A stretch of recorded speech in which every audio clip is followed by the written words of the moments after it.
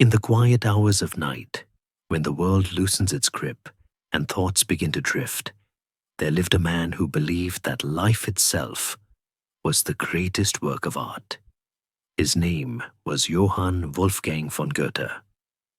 Poet, novelist, scientist, and statesman, he was not a man easily contained by a single title.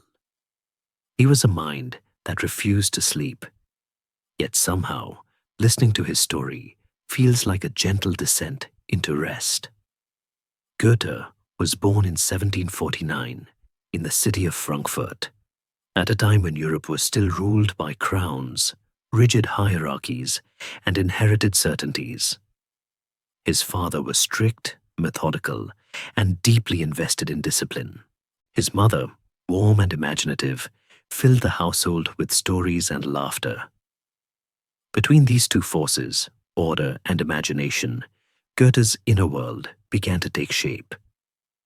From an early age, he read obsessively. Classical myths, philosophy, poetry, law, science. Nothing was off limits.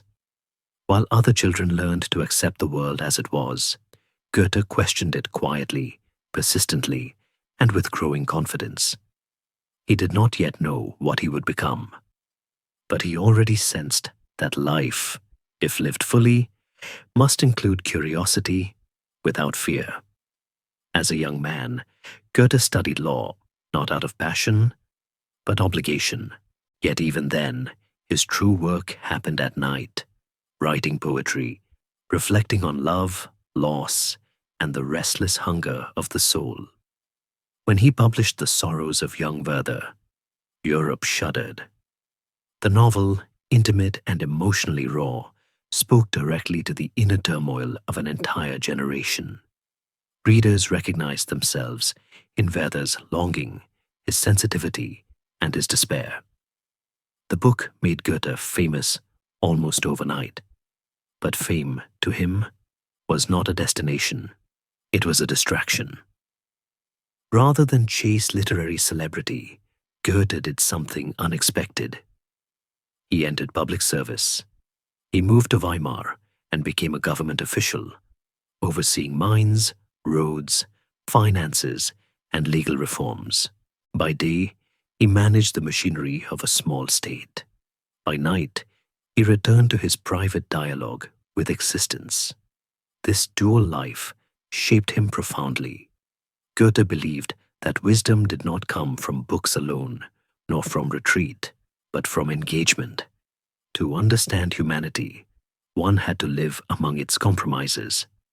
In Weimar, Goethe became the central figure of what would later be called Weimar Classicism, a cultural movement that sought balance, harmony, and human dignity.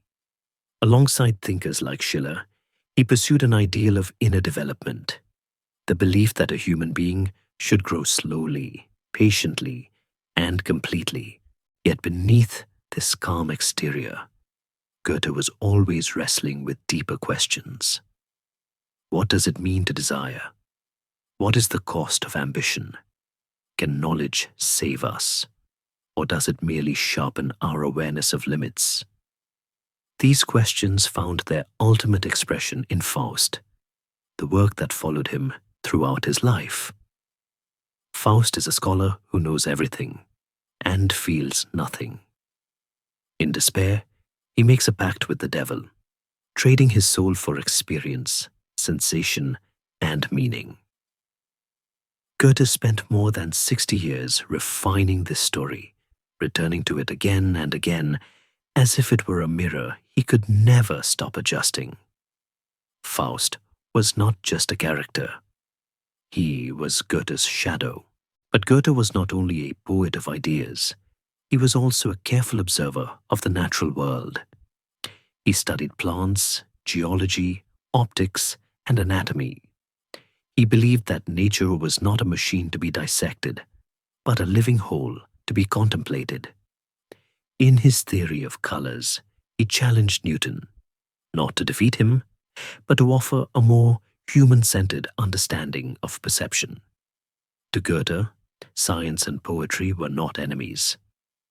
They were two languages describing the same mystery. As the years passed, Goethe aged with an unusual grace. He outlived most of his contemporaries. Empires rose and fell around him. Revolutions shook Europe. Napoleon himself admired Goethe, calling him a man. Yet Goethe remained largely unmoved by political frenzy. He distrusted extremes. He valued continuity, patience, and inner order. In old age, Goethe became almost mythic, a living monument, visited by admirers from across Europe. Yet he never pretended to be wise in the way statues are wise. He admitted uncertainty. He accepted contradiction. He believed that the purpose of life was not to reach a final answer, but to deepen one's capacity to experience.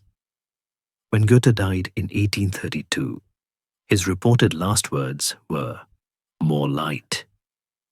Whether literal or symbolic, the phrase feels fitting. His life had been a long movement toward clarity, not brilliance, but illumination. Tonight, as you listen, you do not need to remember dates or titles. You only need to feel the rhythm of a life lived attentively. Goethe teaches us that meaning is not seized, it unfolds, that growth does not shout, it ripens, and that even a restless mind can learn eventually to rest. Let your thoughts slow now. Like Goethe walking through a quiet garden in Weimar, observing leaves, shadows, and the gentle passing of time. Nothing needs to be solved. Nothing needs to be decided. There is only the calm understanding that life, when observed with patience, becomes poetry on its own. And in that understanding, sleep comes softly. Close your eyes now, and let the darkness of your room become the canvas for a memory that is not yours, but belongs to the ages. Imagine the heavy, sweet scent of roasted chestnuts drifting through cold winter air, mingling with the sharp tang of coal smoke and the faint, earthy aroma of the River Main.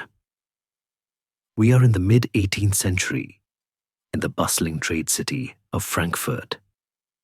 It is a place of narrow, winding streets, half-timbered houses leaning together like gossiping old friends, and the constant, rhythmic clatter of carriage wheels on cobblestones.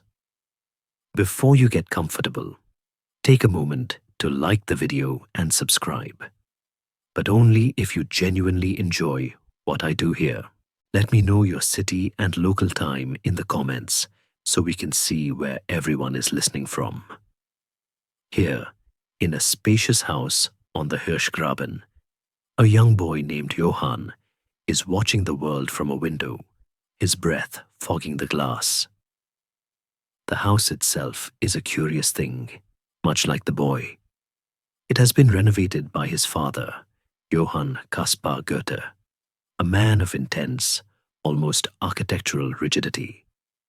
The father has rebuilt the house around the family while they still lived in it, a process that taught young Goethe early on that chaos is often the price of improvement.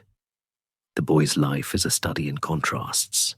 His father is a man of laws, lists, and collections, someone who counts the silkworms he raises in the attic with the same seriousness he applies to his legal books. He is a man who believes that if you just organize the world enough, it will stop being frightening. Historians still argue whether Caspar was merely strict or perhaps suffered from a compulsive need for control that he passed down in a transfigured form to his son. But then there is the mother, Katharina. She is the warmth in the stone hearth.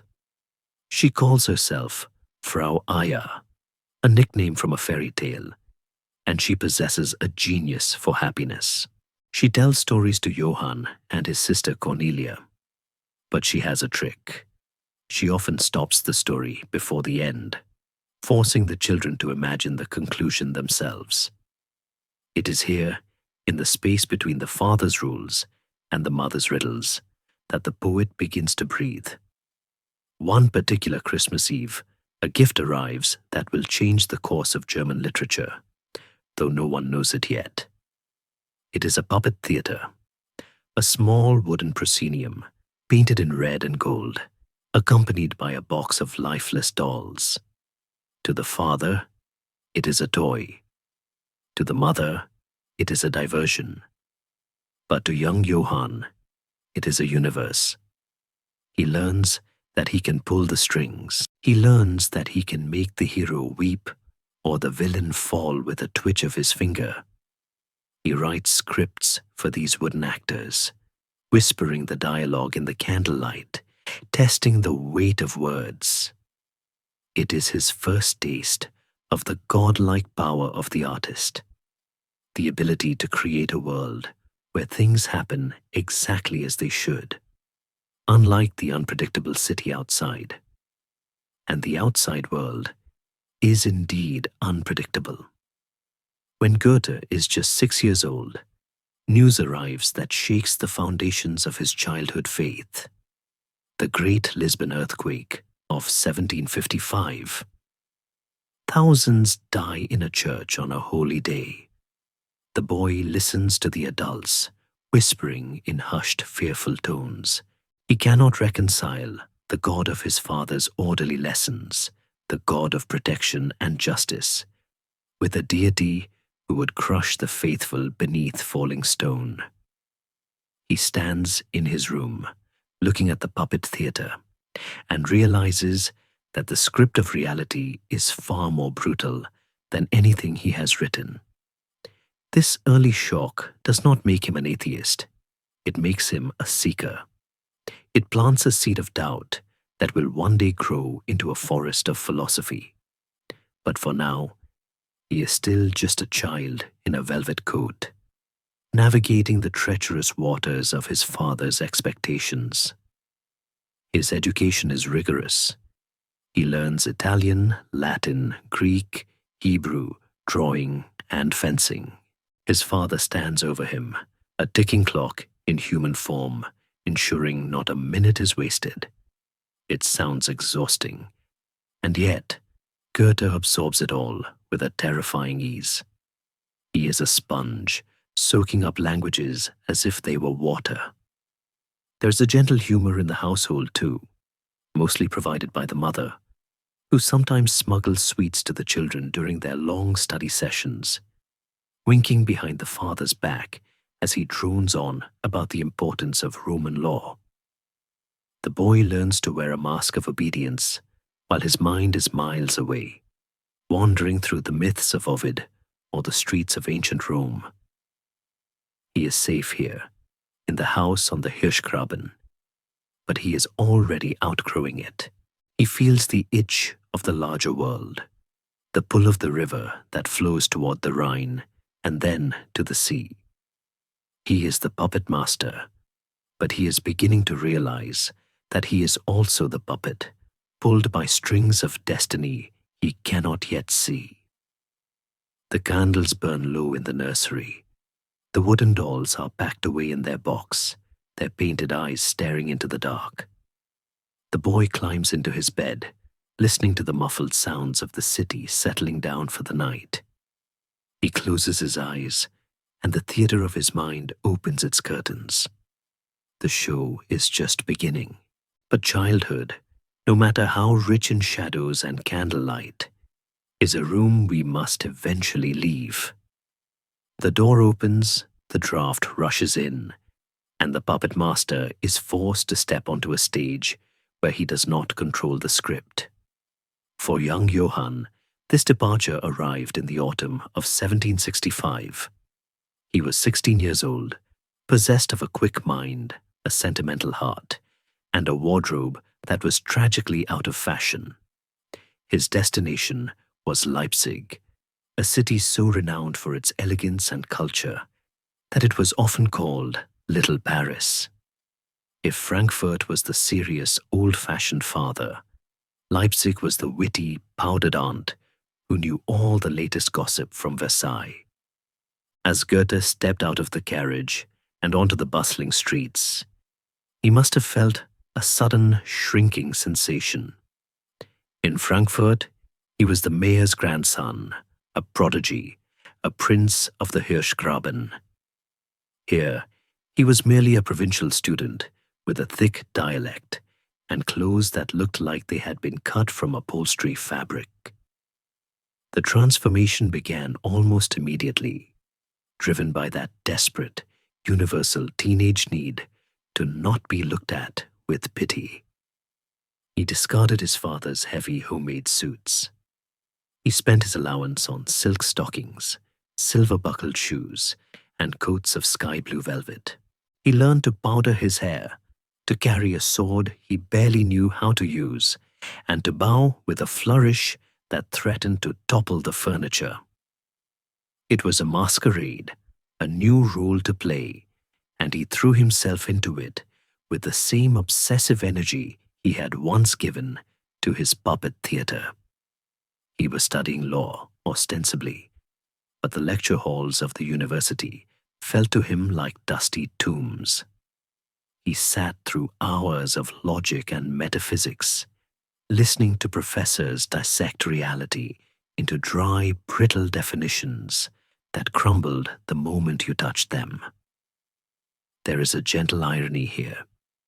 The man who would later become one of history's great polymaths spent his university years actively avoiding his classes. He found the professors to be like chefs who could explain the chemical composition of a soup but had forgotten how to taste it.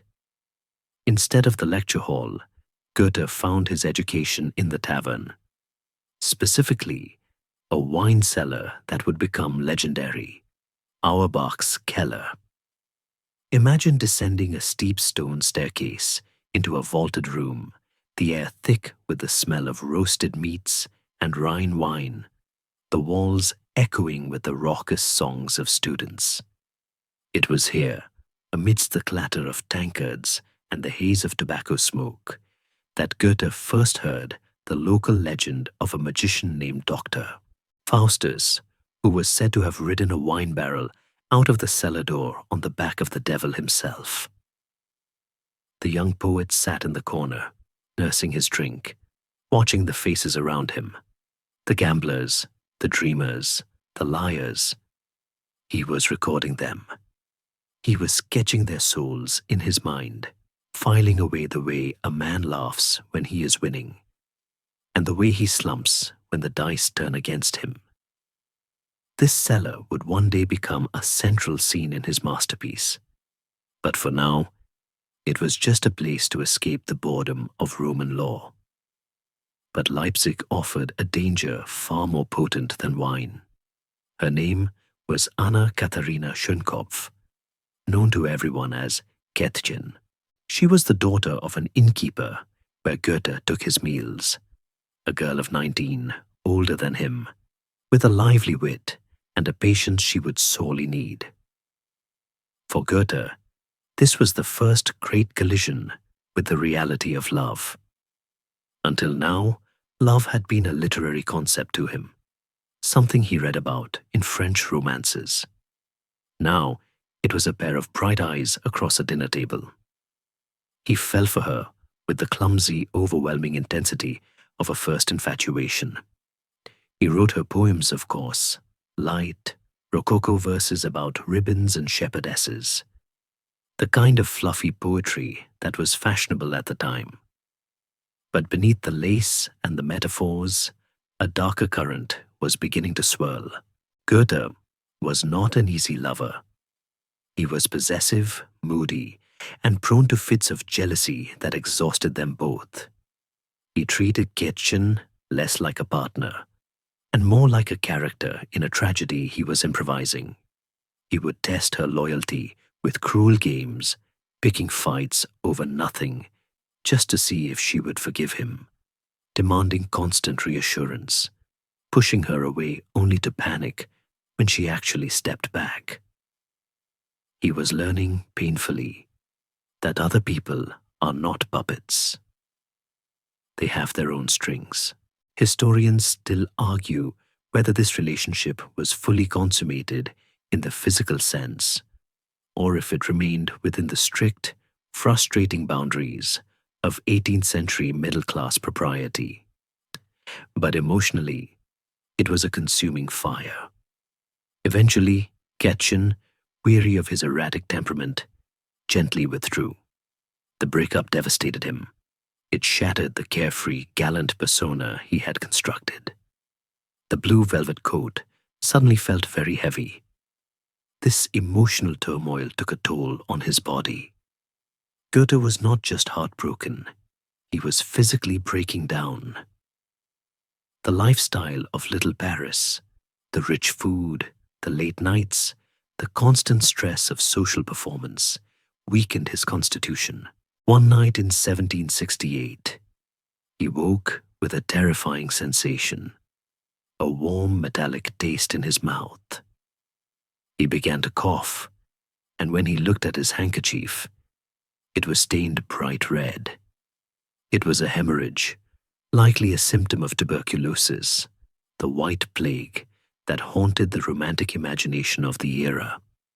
For days, he hovered between life and death, the vibrant world of Leipzig fading into a feverish grey. The doctors bled him, dosed him with salts, and shook their heads. The young dandy who had strutted through the city parks was now a pale, trembling invalid. When he was finally well enough to travel, he had to retreat. The return to Frankfurt in August 1768 was a grim mirror image of his departure 3 years earlier. He was coming home without a degree, without a bride, and without his health. He felt like a shipwrecked survivor washing up on the shore he had tried so hard to leave. His father, the man of order and expectation, was deeply disappointed. He looked at his son, this pale, sickly ghost who had wasted his money and time, and saw only failure.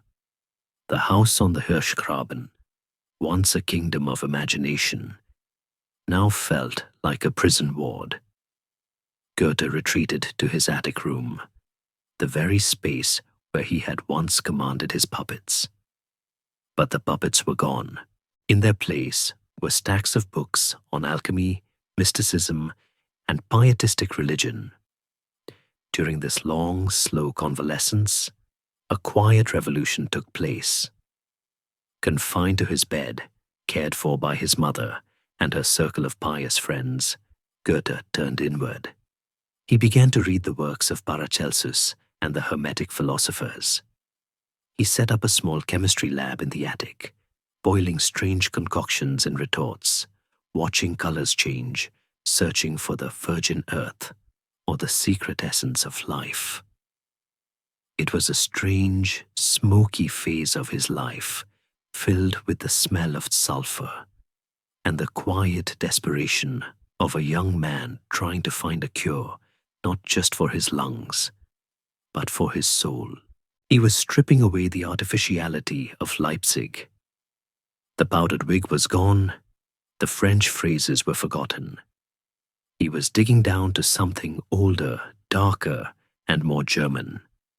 He was also beginning to understand the nature of suffering.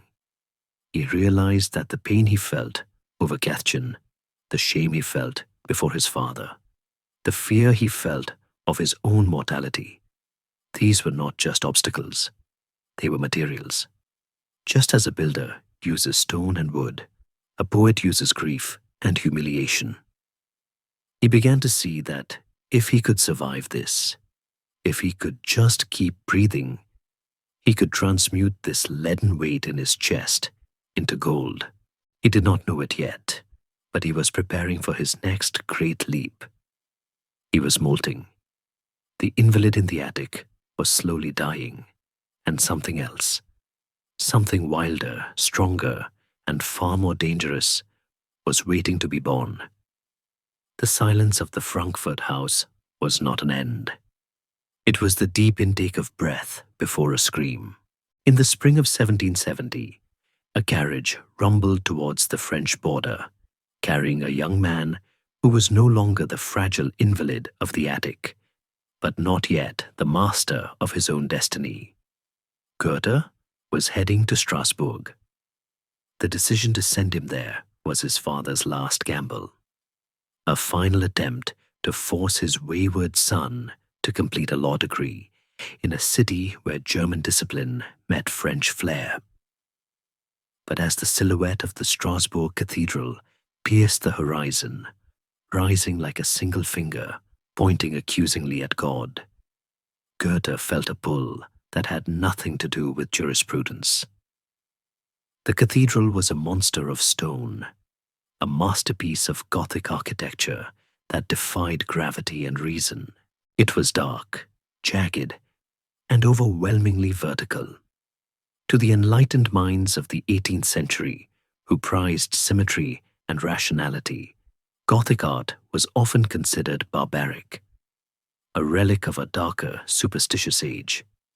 But Goethe looked at it and saw something else. He saw a soul. Strasbourg was a city of sensory overload. The smell of sauerkraut and heavy sausages wafted from the taverns. The streets were a babel of dialects where German and French mixed as freely as the waters of the Rhine. Goethe settled into his lodgings and immediately began to wage a private war against his own weaknesses. He had arrived with a lingering fear of loud noises and dizzying heights, relics of his illness and his sensitive nerves. Most young men would have avoided these triggers. Goethe, with a strange masochistic determination, hunted them down. He forced himself to stand near the evening drums of the military garrison, enduring the deafening rattle until his heart stopped racing. But his greatest adversary was the cathedral tower itself. Day after day, he climbed the winding stone stairs of the spire. He would ascend to the highest platform, where the wind whipped around the gargoyles, and the city below looked like a scattering of toys. There, gripping the railing until his knuckles turned white, he forced himself to look down. He stared into the abyss until the vertigo nauseated him, until the panic rose in his throat, and then he stayed a moment longer. He called this hardening himself. It was a deliberate dulling of the reflex to flee. He was teaching his body that fear was just a sensation, a signal that could be acknowledged and then ignored. He was forging a will of iron to encase his poet's heart. But Strasbourg offered him a guide far more transformative than the cathedral. His name was Johann Gottfried Herder. Herder was only 5 years older than Goethe, yet he seemed to belong to a different epoch of wisdom. He was a philosopher, a critic, and a man with a scathing intellect that sliced through pretension like a razor. When Goethe met him, initially by chance on the steps of a hotel, he found a mentor who was unimpressed by the polite, polished verses Goethe had written in Leipzig. Herder mocked Goethe's love for French Rococo poetry. "Why do you imitate the sounds of a salon in Paris?"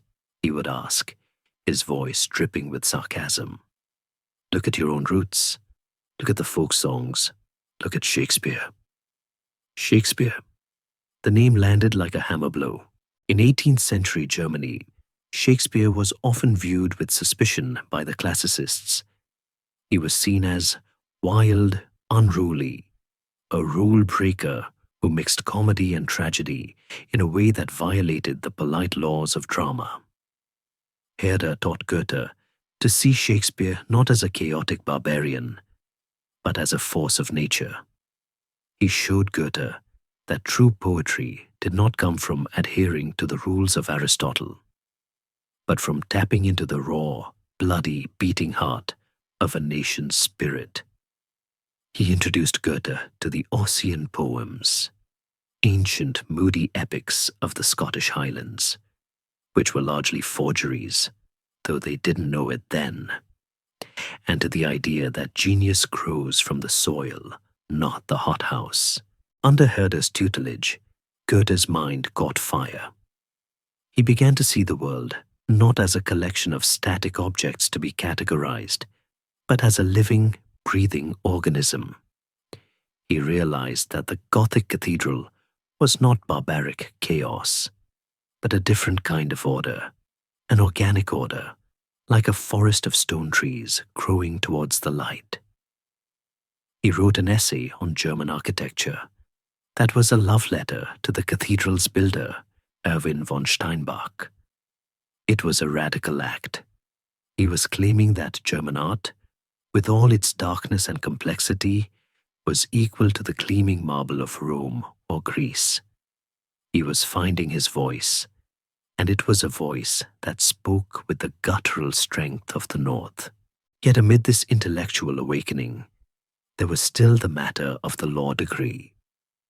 Goethe managed, almost as an afterthought, to complete his studies. He wrote a dissertation that was so controversial, arguing that the state should determine religious worship, that the university refused to publish it. They allowed him to graduate with a licentiate instead of a full doctorate, likely just to get rid of him. He didn't care. The title doctor meant little to a man who was learning to speak with the wind. But the most profound lesson of Strasbourg was not found in books or on the cathedral tower. It was found in the rhythm of the body. Goethe began to take long, solitary walks through the Alsatian countryside. He would ride on horseback for hours, letting the landscape wash over him. He was discovering a new way of being in the world, not observing it from a window, but moving through it, feeling the rain on his face and the mud on his boots. He was becoming a Stürmer und Dränger, a member of the storm and stress movement, a generation of young rebels who prized emotion above reason, instinct above logic. One afternoon, while riding through the village of Sesenheim, he saw a vision that would haunt him for years. It was a parsonage, simple and idyllic, nestled among the trees. And in the garden stood a girl. Her name was Friederike Brion.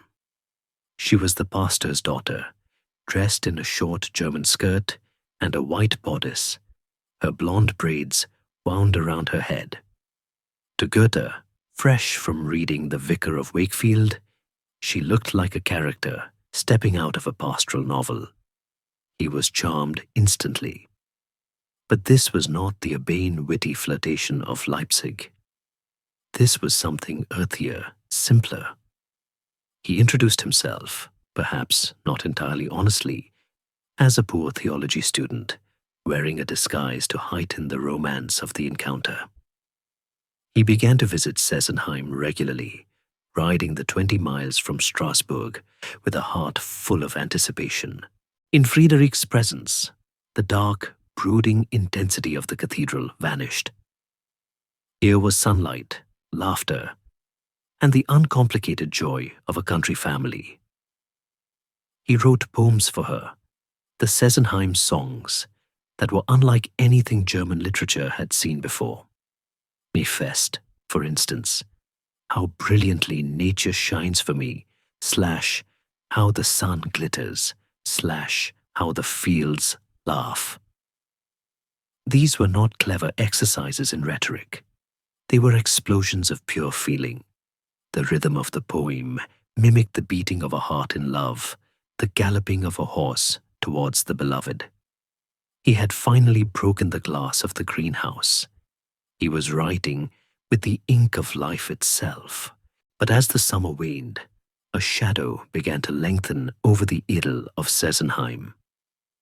Goethe knew, with a cold, sinking certainty, that he could not stay. He was a man with a destiny to chase, a genius to nurture, and the quiet life of a country parson's son-in-law would suffocate him. He loved Friederike, yes, but he loved his own potential more. The conflict between the comfort of intimacy and the terrible, lonely demand of art was tearing him apart. He was the eagle that had landed in the garden, amused by the sparrows, but now hearing the call of the high peaks. He prepared to leave, knowing that his departure would shatter the girl who had given him nothing but warmth. The hardening he had practiced on the cathedral tower was about to be put to a cruel human test. He was learning that sometimes, to build a great monument, one must first clear the ground, no matter what beautiful flowers are growing there. The end of summer in Sessenheim brought with it a heavy golden light, the kind that makes every leaf and blade of grass seem precious because you know the frost is coming. For Goethe, this golden light was filtered through a haze of guilt. He knew he was leaving. The realization sat in his stomach like a cold stone. He had played the part of the romantic hero in this pastoral play. But now the curtain was falling, and he was walking off stage while Friederike was still speaking her lines. The final parting took place on horseback. He sat in his saddle, looking down at her, their hands touching for the last time. He saw tears in her eyes that had only ever looked at him with trust. In his memoirs, written decades later, he would confess, "I felt a sharp pain at leaving her, and yet I left." He rode away without looking back, the rhythm of the hooves beating a retreat that felt uncomfortably like an escape. He returned to Strasbourg, packed his bags, and fled back to Frankfurt. But the image of Friederike did not stay behind in the village. It followed him. It haunted him. For the first time, Goethe understood that actions have echoes. He had broken a heart, not out of malice, but out of a selfish necessity, which somehow made it worse. He was the villain in his own story, and no amount of rationalizing could wash away the stain. He tried to write his way out of it, pouring his guilt into his work. But the ghost of the Sessenheim rose would linger in his poetry for years, transforming into the figures of abandoned women, Gretchen in Faust, Marie in Goethe's von Berlichingen. He was learning the alchemist's hardest lesson, that art is often paid for in the currency of other people's pain. Back in Frankfurt, the house on the Hirschgraben felt smaller than ever. He was now a licentiate of law, a man of 22, expected to settle down and start a career. He opened a small legal practice, but his heart wasn't in it. He would sit in his office, ostensibly reviewing case files, but mostly he was staring out the window or sketching on the legal briefs. He took on a few cases, mostly minor disputes, and approached them with a mixture of brilliance and boredom. In one case, he argued so passionately and sarcastically against the opposing counsel that he was reprimanded by the court. He was too loud, too raw, too much for the stifling atmosphere of Frankfurt's legal society. To channel his restless energy, he turned to a new project, Goethe's von Berlichingen. It was a play about a 16th century German knight, a man with an iron hand who rebelled against the corrupt princes and bishops of his time. Goethe was everything Goethe wished he could be. A man of action, a man of honor, a man who would rather die than compromise his freedom. He wrote the play in a frenzy, throwing out the classical rules of unity and time. The scenes jumped from castles to forests to gypsy camps. It was rough, chaotic, and aggressively German. When he read it to Herder, the older critic nodded his approval. "Shakespeare has not spoiled you," Herder said. It was the highest praise he could give. But literary success was still a distant rumor. In the immediate present, Goethe needed a change of scenery to save his legal career from complete collapse. His father, ever the strategist, suggested Wetzlar. Wetzlar was the seat of the imperial chamber court, the highest court in the Holy Roman Empire. It was a place where lawyers went to learn the intricate, snail-paced machinery of imperial justice. In May 1772, Goethe arrived in this sleepy medieval town, ostensibly to study the law. In reality, he found a graveyard of litigation. The court was hopelessly backlogged. Cases dragged on for decades, sometimes centuries, as dusty files piled up in damp cellars. It was a bureaucracy of the absurd, a place where justice went to die of old age. Goethe looked at this mountain of paper and laughed. He did what he always did when faced with boredom. He created his own world. He fell in with a group of young attachés and secretaries who called themselves the Knights of the Round Table. They met in taverns to drink, sing, and mock the stiff pomposity of their superiors. Goethe was the life of the party, charismatic, wild, and seemingly carefree. But beneath the laughter, the wound of Sesenheim was still throbbing.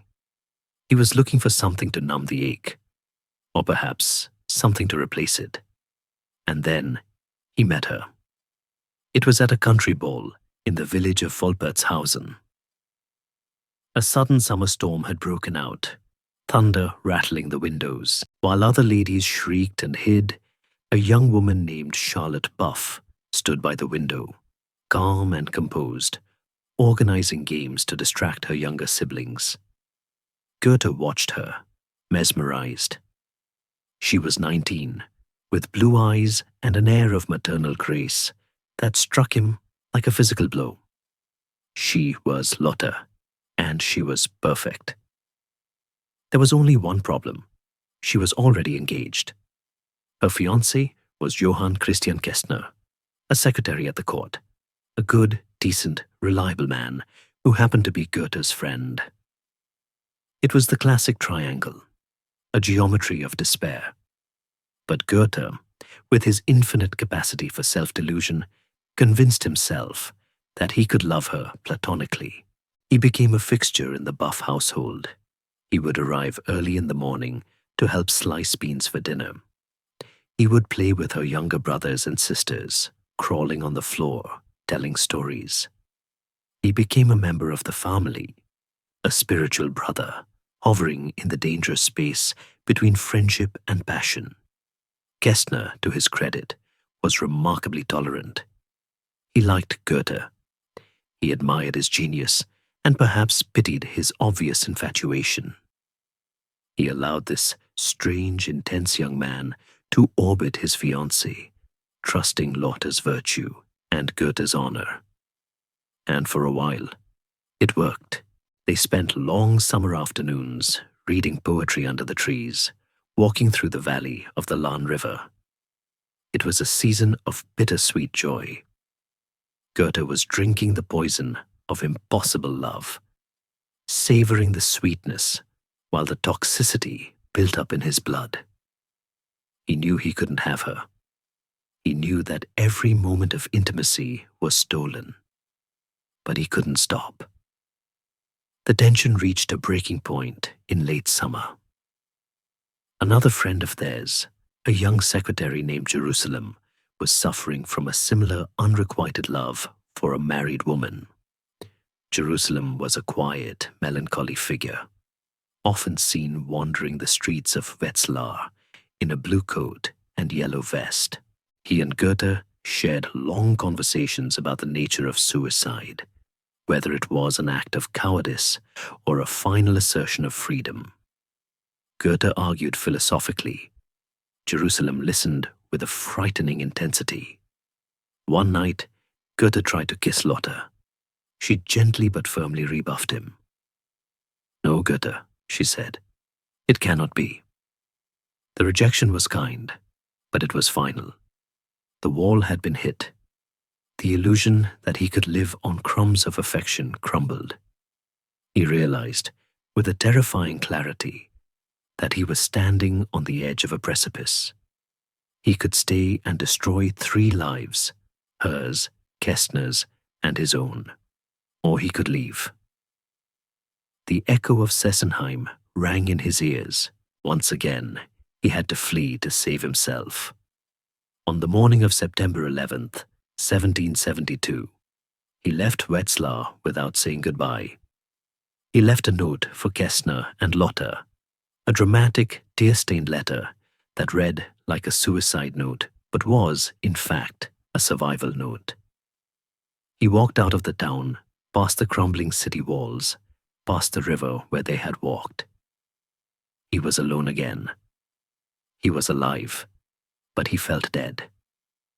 He carried with him the image of Lotta cutting bread for her siblings, the sound of her voice, and the crushing weight of a love that had nowhere to go. A few weeks later, shocking news reached him in Frankfurt. Jerusalem, the melancholy secretary in the blue coat, had shot himself. He had used a pistol borrowed from Kestner. He had died alone in his room, a copy of a tragedy open on his desk. When Goethe heard the news, something clicked in his mind. The tumblers of a great lock fell into place. He saw himself in Jerusalem. He saw the path he could have taken. Jerusalem had died so that Goethe could live. The tragedy of his friend merged with his own heartbreak, and suddenly he knew what he had to do. He sat down at his desk, dipped his quill in ink, and began to write. He would not shoot himself. He would let a character do it for him. He would purge the poison onto the page. The room in Frankfurt became a crucible. Outside, the seasons turned, the leaves falling, and the frost hardening the ground. But inside, time had stopped. Goethe had locked himself away, cutting ties with the social world to engage in a singular act of resurrection. He was about to perform a strange magic trick. He would take the shattered pieces of his own heart, mix them with the tragic fate of Jerusalem, and mold them into a figure who was both himself and not himself. He called him Werther. For 4 weeks, the quill scratched across the paper with a feverish intensity. He wrote without an outline, without hesitation, as if he were taking dictation from a ghost standing just behind his shoulder. He dressed the part, even in the solitude of his study. In his mind and on the page, he visualized the outfit that would soon become famous: a blue wool tailcoat and a bright yellow vest. It was the clothes Jerusalem had died in. It was the clothes Goethe had worn in those golden, tortured days in Wetzlar. This combination of colors, the melancholy blue of the soul and the sunny yellow of hope, became the uniform of his sorrow. He was painting a portrait of a man who feels too much, a man for whom a change in the weather is a spiritual crisis, for whom a casual glance from a beloved is a matter of life and death. The boundary between reality and fiction began to blur. Goethe poured his own letters to Kestner and Lotte directly into the novel, sometimes copying them word for word. He gave Werther his own birthday, August 28th. He gave him his own love for Ossian and Homer. But he also gave Werther the one thing Goethe possessed, but refused to use: the pistol. Writing the final scenes was a terrifying descent. He had to imagine the cold metal against the temple, the pull of the trigger, the lingering, messy death that Jerusalem had suffered. He had to walk his character to the edge of the abyss and push him over, so that he, the author, could step back. It was a ritual sacrifice. "I shot my hero to save myself," he would later say. As he wrote, the weight in his chest began to lift. The sickness unto death that had plagued him since Wetzlar was being transferred, drop by drop of ink, into the veins of his paper creation. It was the ultimate therapy. By killing Werther, Goethe was exorcising the part of himself that wanted to die. The sentimental, uncontrolled, self-destructive romantic. He was objectifying his pain, turning it into a thing that could be held, bound, and sold. When he finished the manuscript, he felt a strange, hollow lightness. He was a survivor, washing the blood off his hands. He sent the manuscript to a publisher without much fanfare. He did not know, could not have known, that he had just written the most dangerous book in Europe. To him, it was a private confession, a way to close a door. He went back to his life in Frankfurt, breathing the air of a man who has narrowly escaped a burning building. He reconnected with friends. He laughed a little louder. He flirted a little more freely. The blue coat was hung in the wardrobe. The yellow vest was folded away. He was ready to be Johann Wolfgang again. But the ghost was not content to stay in the book. When The Sorrows of Young Werther appeared in the autumn of 1774, it did not just land on the shelves. It exploded. It was a small, unassuming volume, but it contained a frequency that shattered the glass of European rationality. The timing was perfect, or perhaps perfectly terrible. A generation of young people, bored by the rigid rules of the Enlightenment, stifled by social hierarchies, and hungry for emotional authenticity, found their voice in Werther. They didn't just read the book, they inhaled it. They saw their own frustrations mirrored in Werther's rants against mediocrity, their own longing in his hopeless love for Lotte. Historians still argue whether Goethe intended to critique this hypersensitivity or celebrate it. He likely intended the former, a warning about the dangers of unchecked emotion. But the public saw only the romance of the tragedy. They didn't see Werther as a cautionary tale. They saw him as a saint of feeling. Goethe, sitting in Frankfurt, watched with a mixture of pride and horror as his private therapy session became a public sensation. He had lit a match to find his way in the dark and accidentally set the world on fire. The transformation was complete. The awkward lawyer, who had fled Wetzlar in the middle of the night, was gone. In his place stood the author of the century. The pain of Lotte, the death of Jerusalem, the guilt of Sesenheim, it had all been fed into the furnace, and what emerged was gold. But gold is heavy, and fame is a bright, blinding light that leaves no shadow in which to hide. Goethe had saved his life by writing the book, but he had lost his anonymity forever. He was now the author of Werther, a label that would stick to him like a second skin, one he would try to peel off for the rest of his life. Europe did not merely read the sorrows of young Werther. It inhaled it like a fever in the air. In the months following its publication, a strange phenomenon swept across the continent, moving from the salons of Paris to the coffee houses of London, from the universities of Germany to the imperial courts of Russia. It was the first true example of a modern media sensation, a mania that transcended borders and languages. Suddenly, the streets were filled with young men who looked like replicas of Goethe's tragic hero. The Werther costume, the blue wool coat, the yellow vest, the high boots, and the open-collared shirt became the uniform of a generation. To wear it was to signal that one possessed a sensitive soul, a heart capable of profound suffering, and a distinct disdain for the boring, practical rules of the older generation. It was a rebellion stitched in cloth.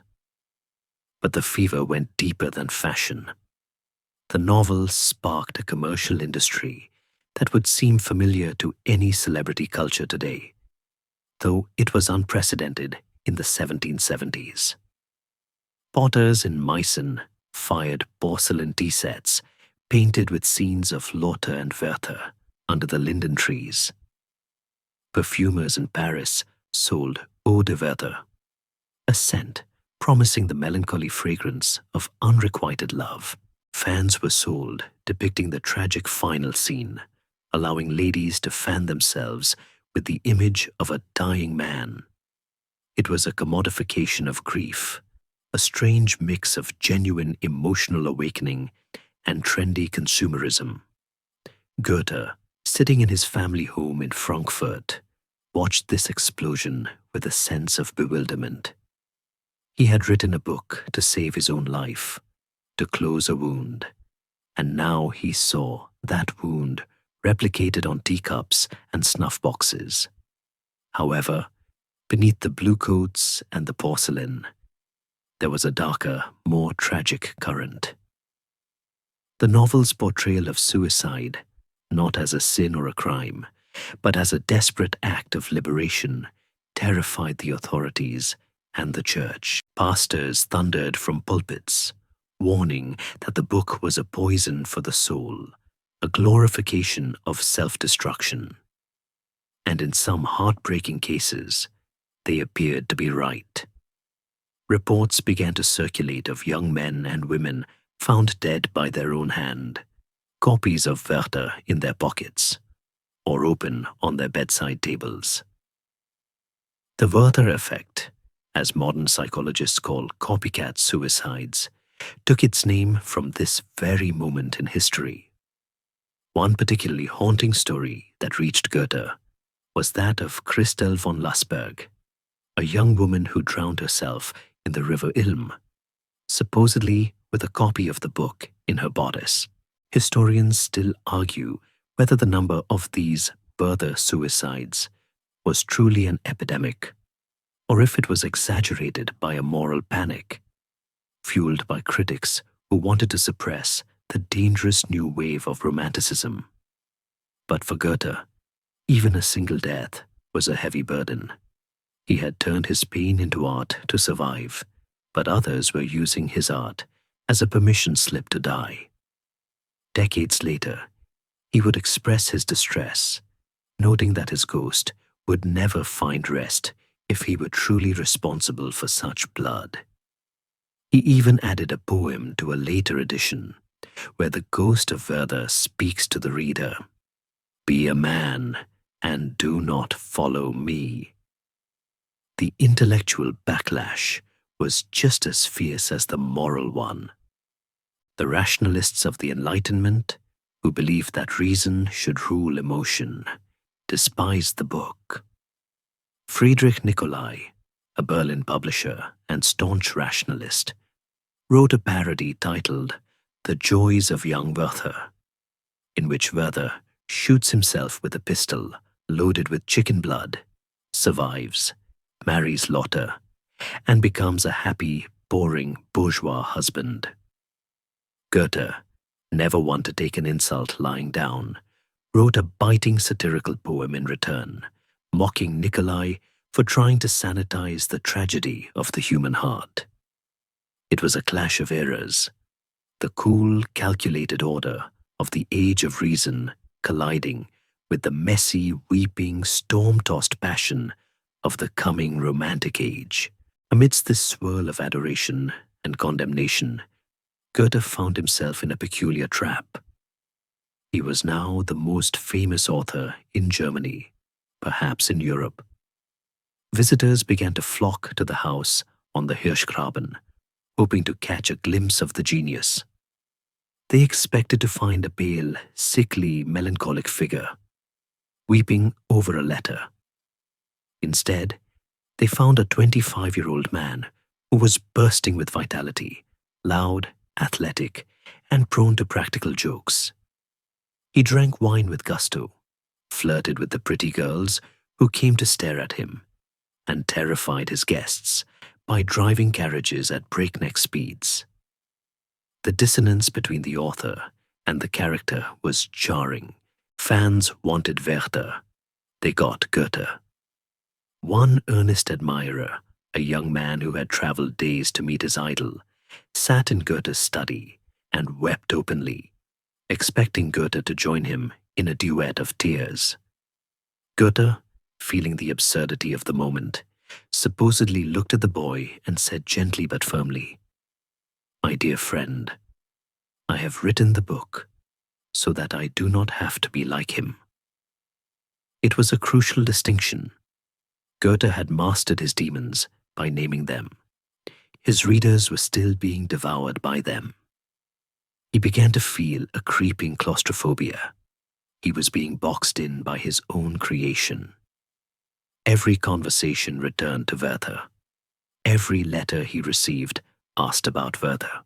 He felt like a man who had built a magnificent house only to be locked in the cellar. The fame brought other complications. He was still living with his parents, a situation that was becoming increasingly untenable. His father, while proud of his son's fame, was also jealous and controlling, constantly pushing him to return to the dull practice of law.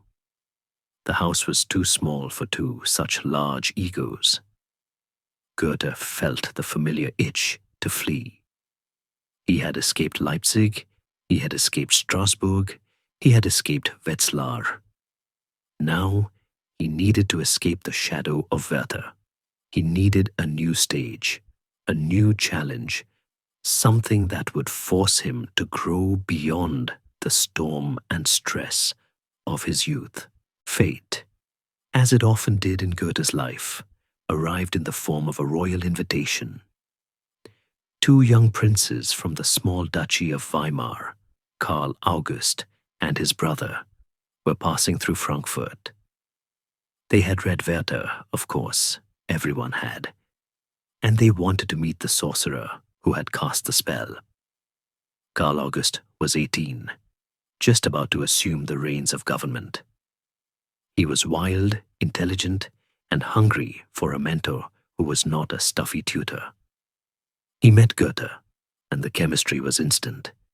They were like two sparks recognizing each other in the dark. The Duke invited Goethe to visit Weimar, promising him not just a visit, but a place at court. It was a dazzling offer, but also a dangerous one. Weimar was a tiny, impoverished state, a speck on the map compared to the great capitals of Vienna or Berlin. Going there meant becoming a servant of a prince, entering a world of rigid etiquette and court intrigue where a Frankfurter burgher's son would be seen as an outsider. His father forbade it, calling the nobility titled parasites. His friends warned him that he would lose his independence, that the golden cage of the court would kill his poetry. Goethe hesitated. He packed his trunks, then unpacked them. He waited for the carriage the Duke had promised, but it didn't show up. Days passed. He sat on his suitcase in the hallway, torn between the safety of home and the allure of the unknown. Finally, in a fit of frustration, he decided to leave for Italy instead. He made it as far as Heidelberg when the Duke's carriage finally appeared. The postman had simply mixed up the dates. The crossroads lay before him, south to the sun and the ancient ruins of Rome, or east to the cold, small, unknown court of Weimar. He stood in the chill autumn air, his breath clouding before him. He thought of the suffocating fame of Werther, the oppressive love of his father, the stagnancy of the law office. He looked at the carriage with the ducal crest. He didn't know it, but he was choosing the rest of his life. He climbed in. The door slammed shut, and the wheels began to turn, carrying the author of Werther away from his past and into the snow-covered forests of Thuringia. The fever was behind him. The reality was about to begin. The carriage wheels ceased their rhythmic grinding against the frozen earth, and the door swung open to reveal not a glittering metropolis of marble and light, but a small huddle of roofs dusted with fresh snow. It was November 7th, 1775. Goethe had arrived in Weimar. If he had expected a German Versailles, he would have been sorely disappointed. Weimar was, in truth, little more than a glorified farming village wrapped around a scorched palace. The streets were unpaved, turning to gluey mud in the thaw. Livestock wandered freely near the ducal residence, and the population hovered around 6,000 souls. Hardly enough to fill a single district of London or Paris. Yet as Goethe stepped onto the cobblestones, wrapping his cloak tighter against the biting Thuringian wind, he sensed a potential that invisible to the eye. He was not looking at a city that was. He was looking at a city that could be. The young poet was welcomed not as a bureaucrat, but as a trophy. He was lodged initially in the Cavalier House, close to the center of power. The air in the castle smelled of dampstone, beeswax, and the heavy perfumes of the aristocracy, a sharp contrast to the ink and paper scent of his father's house. Here, he met the Dowager Duchess Anna Amalia, a woman of formidable intellect and charm, who was the true architect of Weimar's cultural ambition. She saw in Goethe not just the author of a trendy novel, but a force of nature that could wake her sleepy duchy from its slumber. But the court itself, the rigid, powdered hierarchy of ministers and chamberlains, viewed him with deep suspicion. To them, he was a Frankfurt upstart, a bourgeois lawyer with wild hair and dangerous ideas, dropped into their midst like a fox in a henhouse. They whispered behind their fans, predicting he would last a month before the protocols of the court crushed his spirit. They were wrong. Goethe did not submit to the boredom of the court. He exploded it. That first winter in Weimar became legendary, remembered later as the genius period, or more simply, the season of the wild hunt. The snow fell heavy and thick, turning the forests around the town into a silent silver cathedral. And Goethe led the charge to fill it with noise and light. He introduced the court to the joys of ice skating, a pastime he had mastered in Frankfurt, but which was considered somewhat undignified for nobility. Imagine the scene: the frozen river Ilm, swept clear of snow, reflecting the torches held by servants on the banks. The young Duke Karl August, the ladies of the court in their velvet furs, and Goethe, gliding effortlessly across the dark ice, cutting figures and chasing the wind. For a moment, the rigid lines of rank dissolved in the cold air. There were no dukes or commoners on the ice, only bodies moving in rhythm with the winter. And then there were the sleigh rides. These were not the polite Sunday afternoon trots of the bourgeoisie. These were midnight escapades.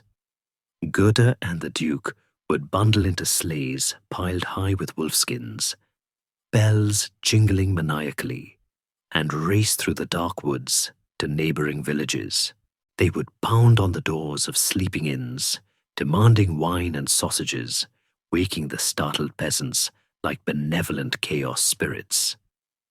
It was a time of frenetic energy. Goethe was 26, the Duke 18. They were brothers in spirit, feeding off each other's vitality. Historians still argue about the true dynamic of this relationship in the early days. Whether Goethe was the corrupting influence leading a naive prince astray, or if the Duke was the wild one dragging the poet into his aristocratic playground. In truth, it was likely a feedback loop of liberation. Goethe found a canvas for his action, The Duke found a language for his rebellion, but amidst the laughter and the ringing bells, there was a subtle game of power being played. Goethe was testing the boundaries of this new world. He was known to mock the stiff formalities of the older courtiers. One famous anecdote tells of a solemn council meeting where Goethe, bored by the droning voice of a minister, supposedly began to sketch a caricature of the man on the official blotting paper. He was signaling that he would not be a traditional servant. He was a favorite, a dangerous position that granted him access to the Duke's ear, but placed a target on his back. The older ministers, led by the dour Baron von Fritsch, watched this sleigh ride diplomacy with horror. They saw the state budget being spent on masquerades and hunting trips, and they sharpened their quills, waiting for the inevitable crash. Yet, Goethe was not merely playing. Even in the swirl of dissipation, his observational eye was open. He looked at the peasants watching their sleighs pass, and saw the poverty hidden behind the picturesque snow. He looked at the crumbling infrastructure of the duchy and saw the need for order. The wildness was a release, but it was also a way of shaking off the heavy mantle of Werther. In the rushing wind of the sleigh ride, he wasn't the suicidal lover. He was alive, moving, commanding. He was trading the melancholy of the mind for the adrenaline of the body. The nights were long and filled with the smoke of wood fires and tobacco. Goethe would sit with the Duke until dawn, talking not just of women and hunting, but of art, geology, and the soul. He was beginning to educate the prince, not by lecturing him, but by expanding his vision. He was planting seeds in the snow. He told the Duke that a ruler must be more than a title. He must be a complete man. We must learn to rule ourselves before we rule others, he might say, the wine glass in his hand, catching the firelight. It was a lesson he was trying to learn himself, as the winter began to thaw, turning the pristine white world into grey slush. The initial euphoria faded, replaced by the stark reality of his position. The sleigh ride was over. He was no longer a guest. He was becoming a fixture. The Duke offered him a permanent position at court, a move that scandalized the establishment. Goethe accepted. He knew it meant the end of his absolute freedom. He knew it meant trading the open road for the corridor of power. But he also knew that he needed this. He needed the resistance of the real world, the budgets, the roads, the mines, the petty squabbles, to grind his genius against, like a diamond against a wheel. One evening, before the snow had fully melted, Goethe stood at the window of his lodgings, looking out at the dark outline of the ducal park. The frantic joy of the arrival had settled into a quiet, heavy resolve. He had come to Weimar to visit a fan. He was staying to build a life. He whispered a quiet goodbye to the wild boy of Frankfurt. The sleigh bells had stopped ringing, and in the silence, he could hear the faint, rhythmic ticking of the state's clock, waiting to be wound. He turned from the window, blew out the candle, and for the first time in months, slept the deep, dreamless sleep of a man who has finally unpacked his bags. The snows of that first legendary winter eventually retreated, revealing the green rolling heart of Thuringia. But the pace of life in Weimar did not slow. It merely changed its terrain. The sleighs were exchanged for saddles, and the frozen river for the deep shadowed canopy of the forest.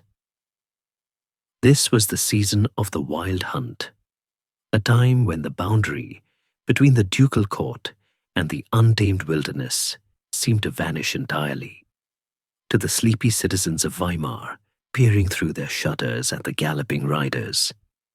It often seemed as if the ancient pagan myths were bleeding into the present. They would hear the thunder of hooves on the cobblestones at midnight, the crack of a whip echoing against the church walls, and the raucous laughter of young men who felt immortal. At the center of this whirlwind were the two brothers in spirit, the teenage Duke Karl August and the 26-year-old poet. Their relationship had deepened into something far more complex than a mere drinking partnership. It was a crucible of character. They spent days, sometimes weeks, living in the forest, sleeping on straw in rough hunting lodges, eating meat roasted over open fires, and bathing in cold streams. Goethe, the lawyer's son from the city, was shedding his urban skin. He was learning the language of the huntsman, the track of the boar, the flight of the hawk, the silence required to stalk a stag through the underbrush. There is a historical truth woven into these wild escapades that often goes unnoticed. This was not just hedonism, it was a radical form of pedagogy. Goethe was, in effect, training the young ruler. By dragging the Duke away from the suffocating etiquette of the palace, away from the flattery of courtiers, he was forcing Karl August to confront the raw reality of his domain. Out in the woods, a duke gets just as wet in the rain as a peasant. A duke must endure the same cold, the same fatigue. Goethe was teaching him resilience. He was showing him that authority is not granted by a velvet chair, but earned through endurance. Yet, to the outside world, it looked like madness. The older ministers were scandalized. They saw their sovereign running around like a wild bandit, led astray by this Dr. Goethe, who refused to wear a wig and often dressed in the loose, comfortable clothes of a laborer. There were rumors of shocking pranks, of the Duke and Goethe cracking whips in the marketplace for hours to test their skill, or dressing in motley costumes to confuse the locals. There is a scholarly debate regarding some of the more extreme stories. Did they really drink wine out of skulls? Likely not. But the fact that people believed it tells us everything about the electric, disruptive energy they generated. Beneath the pranks, however, Goethe was wrestling with a growing sense of responsibility. He realized that if he was to remain in Weimar, he could not be the eternal teenager. The wildness was a phase, a clearing of the throat before the speech began.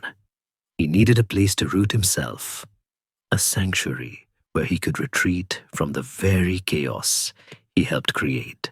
Sensing this need, and perhaps wanting to keep his favorite genius close, the Duke made a gesture that would define Goethe's life for the next 6 years. He gifted him a house. It was not a palace. It was a simple, somewhat dilapidated cottage on the edge of the park on the Ilm, known today as the Gartenhaus. When Goethe first saw it, it was surrounded by overgrown hedges and damp earth, a solitary structure standing in the floodplain of the river. To anyone else, it might have seemed a modest, even damp dwelling. To Goethe, it was paradise. It was the first property he had ever owned, the first soil that was truly his.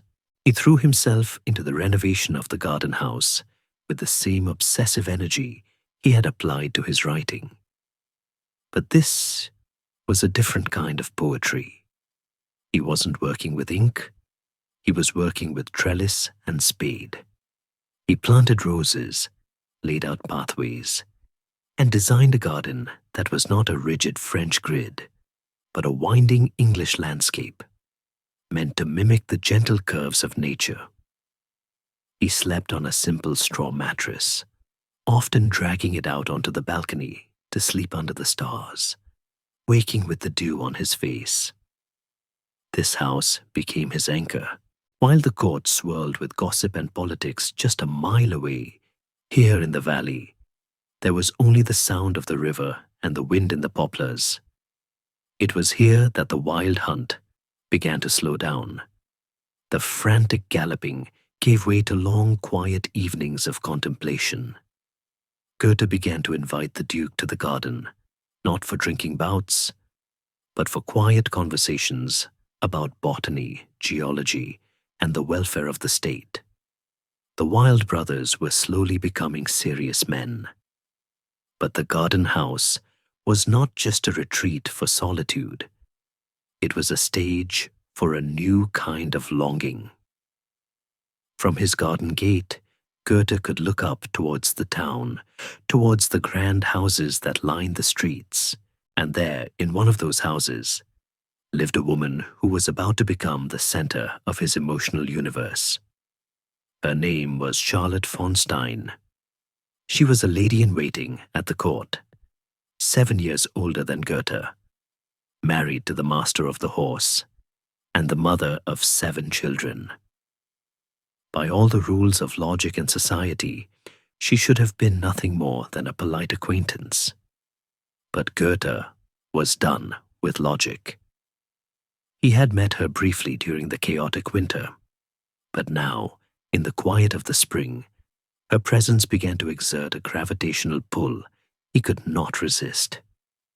She was not like the passionate, simple girls of his youth. She was cool, intellectual, reserved, and somewhat enigmatic. She did not swoon over his fame. In fact, she seemed to look right through it. She represented a discipline he lacked, a calmness he craved. The wild hunt had exhausted him. Charlotte offered rest. He began to visit her, at first ostensibly to pay his respects, and then with increasing frequency. He would walk the path from his garden house to her residence, a path that would eventually be worn smooth by his footsteps over the next decade. He wrote her little notes, sending them up with his servant, asking for tea, for advice, or simply for permission to see her. It was the beginning of one of the most famous and debated relationships in literary history, a love affair played out almost entirely in the realm of the soul. As the sun sets on the era of the wild hunt, imagine Goethe standing on the balcony of his garden house. The air is cool and smells of damp earth and blooming jasmine. The fire of his youth is not out, but it is being banked, contained within the hearth of this small cottage.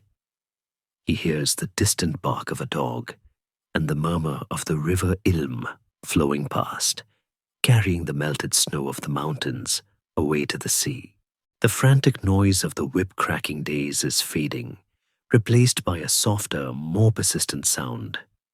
The scratching of a quill on paper, writing a letter to the woman on the hill.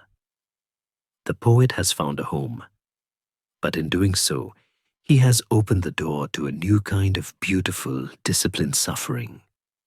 The hunt is over. The service is about to begin. If you were to walk into the Goethe and Schiller archive in Weimar today, you would find a collection of paper that feels less like a correspondence and more like a seismograph of a human heart. There are over 1,700 letters written by Goethe to Charlotte von Stein. Some are long, philosophical treatises composed by candlelight. Others are hasty, scribbled notes, known as Zettelgen, sent in the morning to ask how she slept, or to send a basket of asparagus from his garden.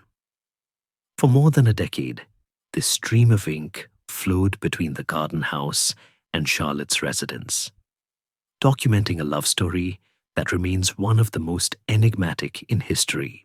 It was a romance played out not in the bedroom, but on the page, a passion distilled into a discipline so rigorous it nearly broke them both. To understand this bond, one must look at Charlotte. She was 33 when the affair began, 7 years older than the poet. She was not a classic beauty in the Rococo style. She did not have the rosy cheeks or the coquettish smile of the girls Goethe had chased in Leipzig or Sesenheim. Her face was pale, her eyes large and dark, often shadowed by a chronic, low-grade illness and the fatigue of bearing 7 children, only 3 of whom survived. She was a woman of the court. Controlled, ethical, and deeply reserved, she was trapped in a marriage of convenience to Josias von Stein, a stable but dull official who seemed to view Goethe's devotion to his wife with a shrug of indifference, as if it were merely a high-minded literary game. But for Goethe, it was no game. It was a schooling. He called her his sedative, his anchor, his conscience. After the frantic energy of the wild hunt, he threw himself at her feet, begging to be tamed, and tame him she did. Charlotte undertook the monumental task of refining the Frankfurt genius. She criticized his manners, which were often rough and impulsive. She corrected his speech, smoothing out the harsh edges of his dialect. She taught him the subtle, silent language of the aristocracy, where a raised eyebrow could mean more than a shouted speech. She was the mirror in which he learned to see his own excesses. The daily rhythm of their connection was almost monastic.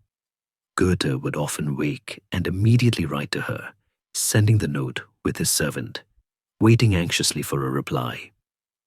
In the afternoons, he would walk the path to her house, sometimes sitting with her for hours, reading aloud or simply sharing the silence. Historians still argue fiercely about the physical nature of this relationship. Was it truly platonic, a Seelenfreundschaft, soul friendship, as the idealists claim?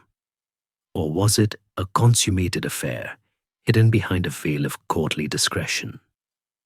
The evidence points to the former, though the tension was palpable. We have Goethe's letters, filled with longing, frustration, and adoration. But we do not have hers. In a final act of privacy, Charlotte demanded the return of her letters and burned them. We hear only one side of the conversation, the poet's voice echoing in a void, pleading for a closeness that was always promised but never fully granted. This school of silence transformed Goethe's art. Under Charlotte's influence, the stormy, violent emotions of Werther began to cool into something harder and more crystalline. She became the muse for a new kind of drama, most notably Iphigenia in Tauris.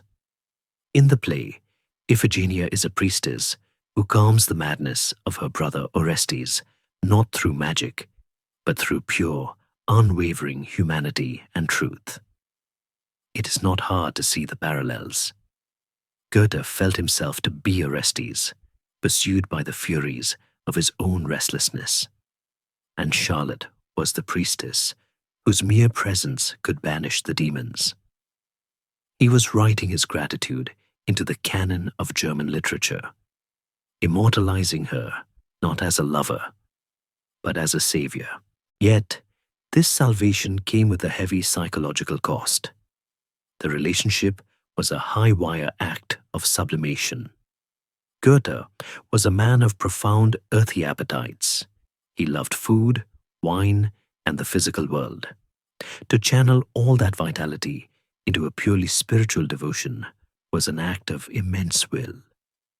There are moments in the letters where the strain becomes visible. He complains of her coldness. He lashes out in sudden bursts of jealousy. He speaks of his renunciation with a bitterness that suggests the monk's habit was scratching his skin. He was living on a diet of tea and sympathy when he was starving for a feast. One particular anecdote illustrates the tension beautifully.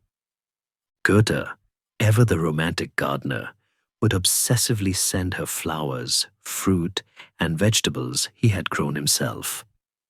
It was a way of offering her something physical, something tangible that he had touched and nurtured.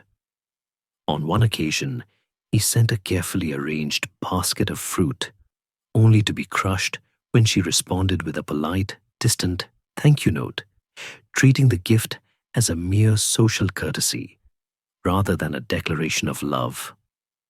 He wrote back, hurt and petulant, "You do not understand the language of flowers." It was the cry of a man trying to bridge a gap that could not be crossed, the gap between the bourgeois need for tangible love and the aristocratic ideal of distance. And yet, despite the frustration, this decade of discipline was crucial. It gave Goethe the stability he needed to become a man of state. Because his evenings were anchored by Charlotte, his days could be given to the Duke. He could sit in council meetings, draft reports on road maintenance, and negotiate tax reforms, because he knew that at the end of the day, there was a quiet room and a pair of dark eyes waiting for him. She was the gravity that kept him from flying apart. She forced him to mature, to trade the instant gratification of the fling for the slow, difficult work of a sustained relationship. But gravity can also be a cage. As the years wore on, 1776, 1778, 1780, the novelty of this spiritual education began to wear thin. The Zettelgen became shorter, sometimes more routine. The poet was nearing his mid-30s, and the renunciation was beginning to feel less like a noble sacrifice and more like a wasted life. He began to feel a deep, subterranean rumble of discontent. He was the most famous author in Europe, the privy councillor of Weimar, the intimate friend of a duke. And yet, he felt incomplete. He was a man holding his breath. The world around him was changing too. The Duke was growing up, becoming more independent, less in need of a mentor. The court was becoming stifling, and Charlotte, for all her wisdom, could not stop the passage of time. The dynamic of the teacher and the pupil works only as long as the pupil has something left to learn. Goethe was beginning to suspect that he had graduated, but the school doors were locked. He found himself looking at the maps in his study, tracing the lines of the roads that led south over the Alps. The Iphigenia cure had worked. The madness was gone, but it had left a dull ache in its place. In the quiet of the night, sitting at his desk in the garden house, Goethe would look at the stack of letters he had received from her, the few scraps he had kept, and wonder if this was enough. He was a man who believed that life was to be consumed, not just contemplated. He had turned his love into literature, his passion into patience. But the shadow of Faust was beginning to lengthen across his floor. Faust, the man who wanted more. More than knowledge, more than safety, more than a chaste kiss on the forehead. The ink in the inkwell was black and deep. It had captured thousands of words of devotion. But as the 1780s progressed, Goethe began to realize that ink was not blood. He had written enough. He had behaved enough. The Frankfurt genius had been tamed, yes, but a tamed lion is still a lion. And sooner or later, the cage door must open, or the beast will die. The letters to Charlotte would continue, but the heart that wrote them was already packing its bags, preparing for a betrayal that was necessary for survival. The ink that flowed for Charlotte was not the only fluid Goethe was trying to manage during these years of service. There was also the water rising in the dark, flooded shafts of the Ilmenau mines. to understand the sheer weight that settled on the poet's shoulders during his first decade in Weimar. We must leave the perfumed air of the court and descend into the damp, claustrophobic reality of the earth itself. Goethe was not merely a decorative figurehead or a minister of culture in the modern sense.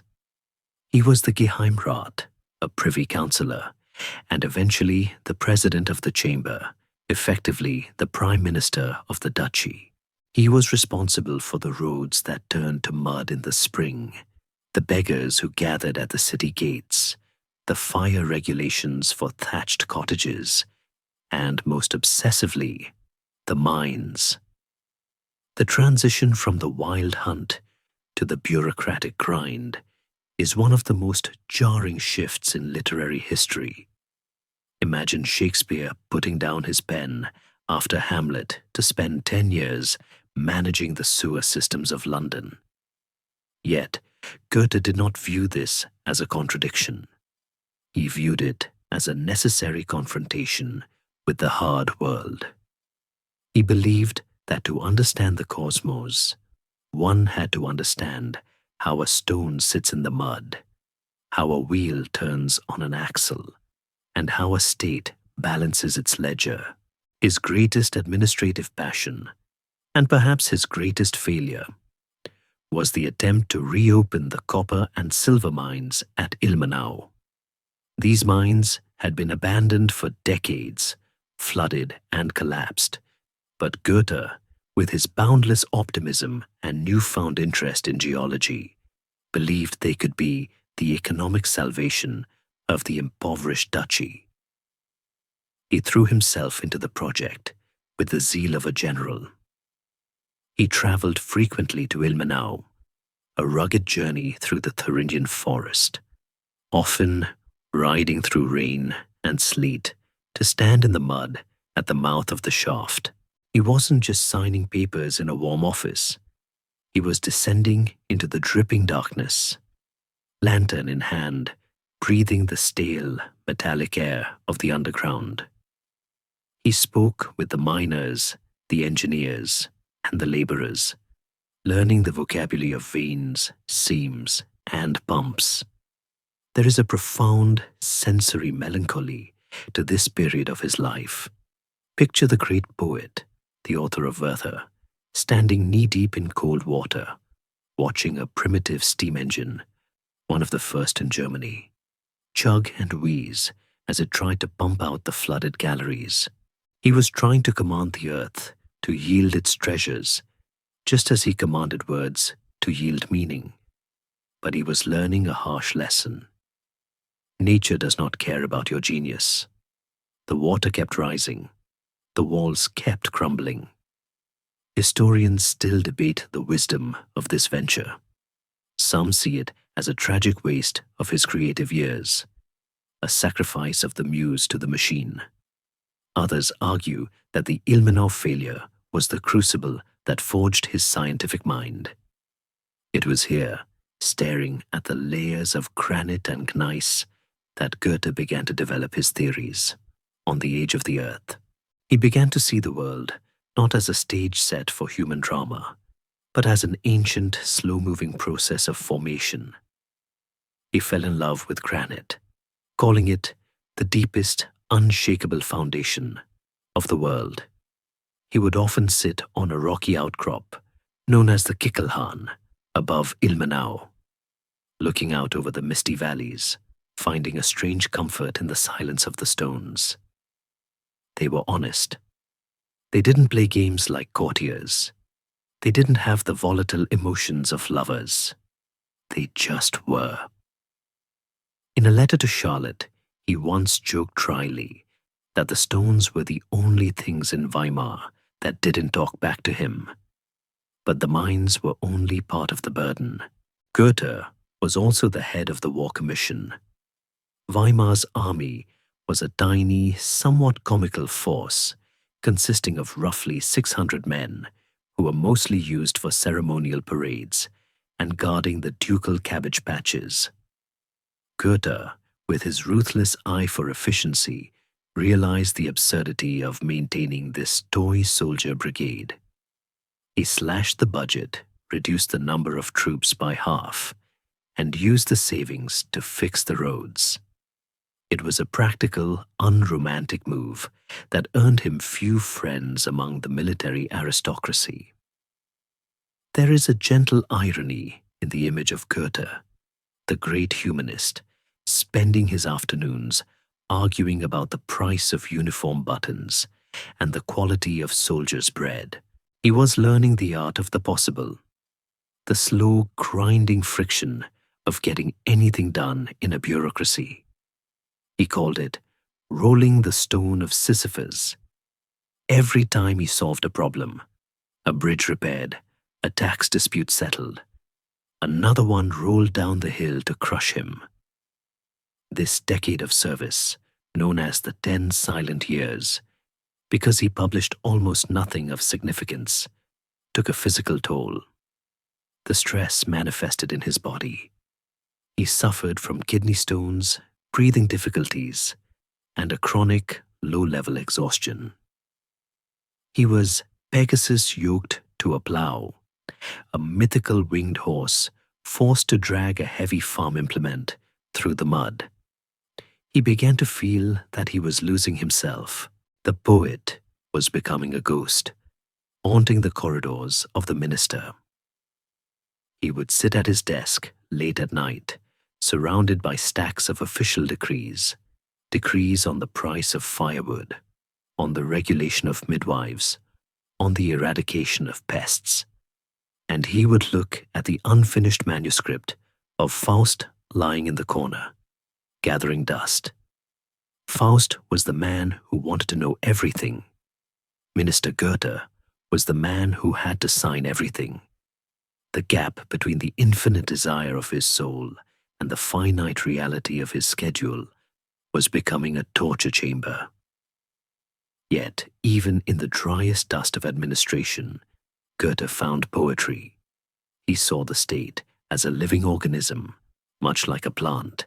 If you pruned it too hard, it would die. If you let it grow wild, it would choke. He tried to govern with a sense of organic balance. He introduced social reforms that were ahead of his time, advocating for the welfare of the poor and the humane treatment of unmarried mothers, a cause close to his heart, perhaps echoing the tragedy of Gretchen in Faust. He was not a cold technocrat.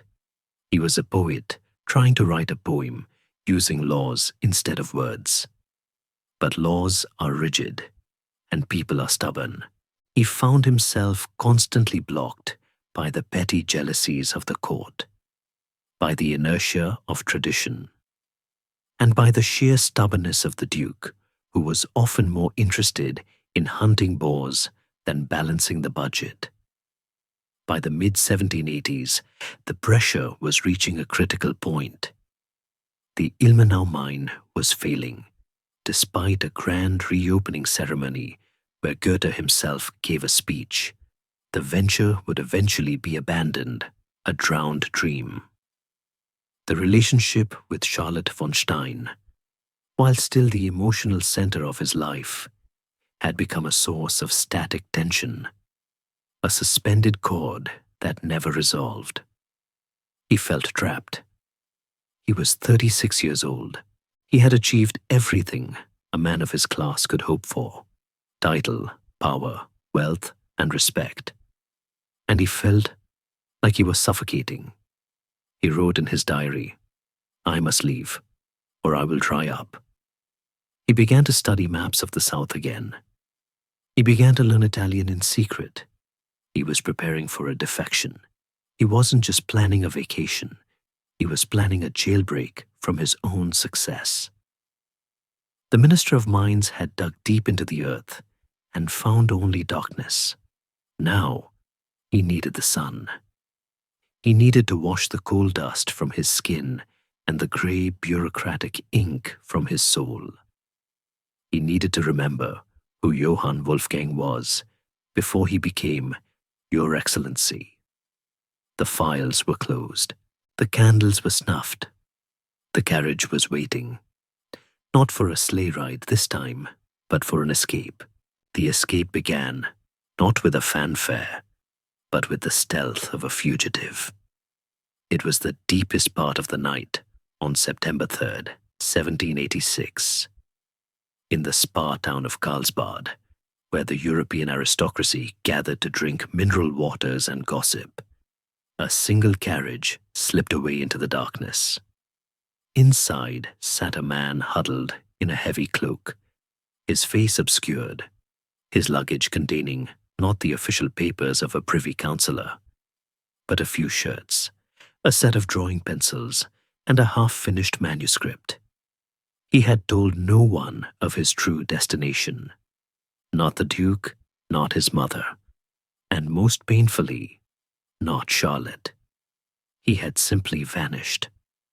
He had assumed a false identity, traveling under the unremarkable name of Filippo Miller, a German painter. The most famous man in Germany had effectively erased himself. As the carriage rattled south towards the Bavarian border, a profound transformation began to take place in the traveler's chest. For 10 years, he had been, Your Excellency, a man of stone and statutes. Now, with every mile that put the Weimar court behind him, the stone began to crack. He was fleeing the crushing weight of expectation. He drove with a frantic, almost manic urgency, barely sleeping, urging the postilions to drive faster. He bypassed the famous cities of southern Germany without a glance. He did not care for Munich. He did not care for Innsbruck. He had eyes only for the mountains that stood like a wall between him and his salvation, the Alps. The crossing of the Brenner Pass was the threshold. As he ascended into the thin, cold air, leaving the German lands behind, he felt he was shedding a skin. And then, the descent.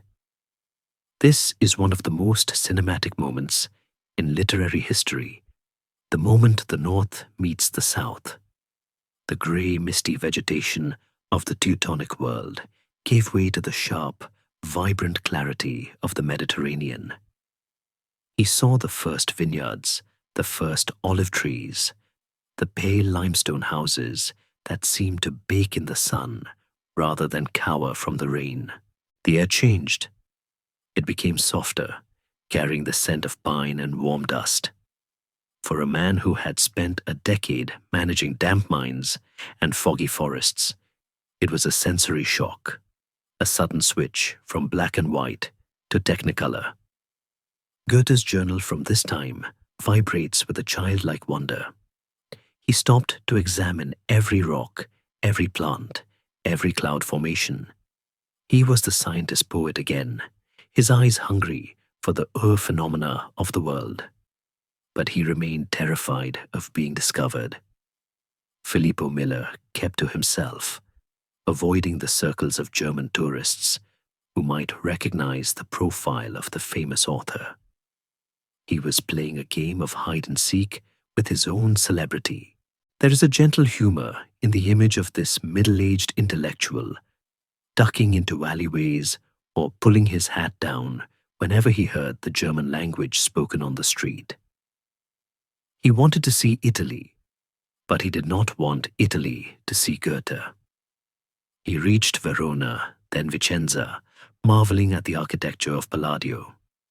He saw buildings that were not Gothic monsters, but rational, harmonious miracles of proportion. He wrote that Palladio's buildings were music frozen in stone. But the true revelation came in Venice. Here, for the first time in his 37 years, the man from landlocked Frankfurt saw the sea. He stood on the Lido, watching the waves roll in from the Adriatic, observing the crabs scuttling in the sand. The vastness of the horizon stunned him. It was a physical manifestation of the freedom he had been craving. He climbed the campanile of San Marco and looked down at the floating city, a labyrinth of canals and light. He went to the theater, delighted by the commedia dell'arte, where the actors wore masks and improvised, so unlike the stiff, rehearsed dramas of the Weimar court. But Venice was not the destination. It was merely the foyer. The magnet pulling him was Rome. He left the lagoon city and pushed south, through Bologna and over the Apennines. He grew impatient again, skipping Florence entirely, an act of cultural heresy that shocks art historians to this day. Because he could not bear another delay, he had to reach the center. He had to touch the source. Finally, on November 1st, 1786, he entered the Eternal City through the Porta del Popolo. He had arrived. The sense of relief was so overwhelming, it was almost religious. "All the dreams of my youth have now come to life," he wrote. He found lodging with a German painter named Tischbein in a spacious apartment on the Via del Corso. Here, Filippo Miller could finally drop the mask, at least among friends. He shaved off the beard he had grown for the journey. He bought loose, comfortable clothes. He began to live not as a minister, but as a bohemian. Rome was not merely a city, it was a cure. For the first time in a decade, Goethe woke up without a schedule.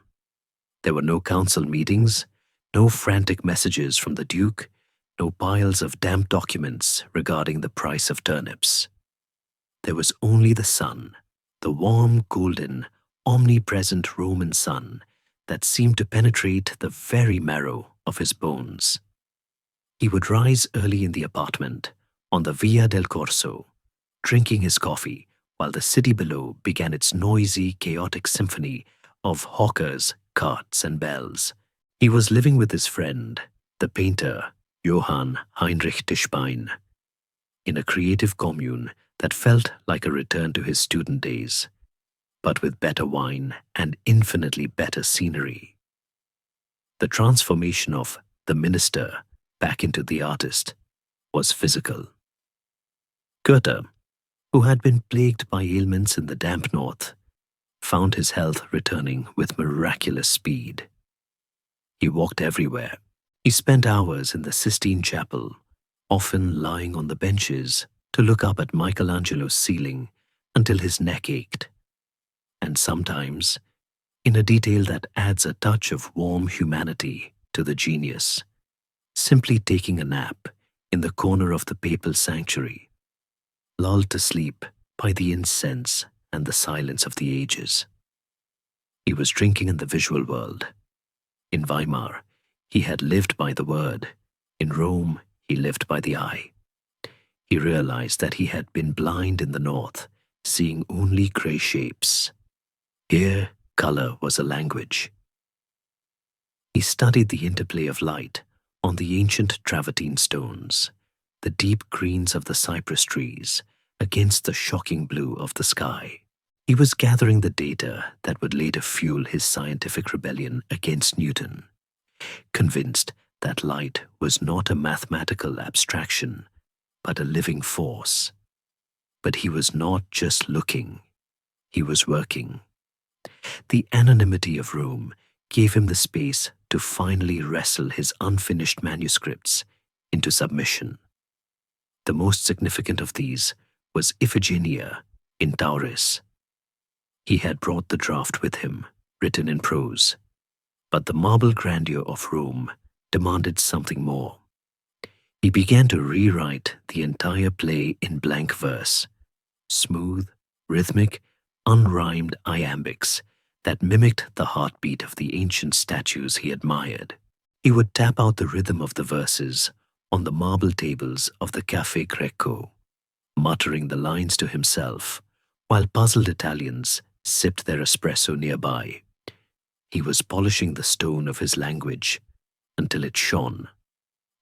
It was during this time that Tischbein began to paint the most famous portrait of the poet, Goethe in the Roman Campagna.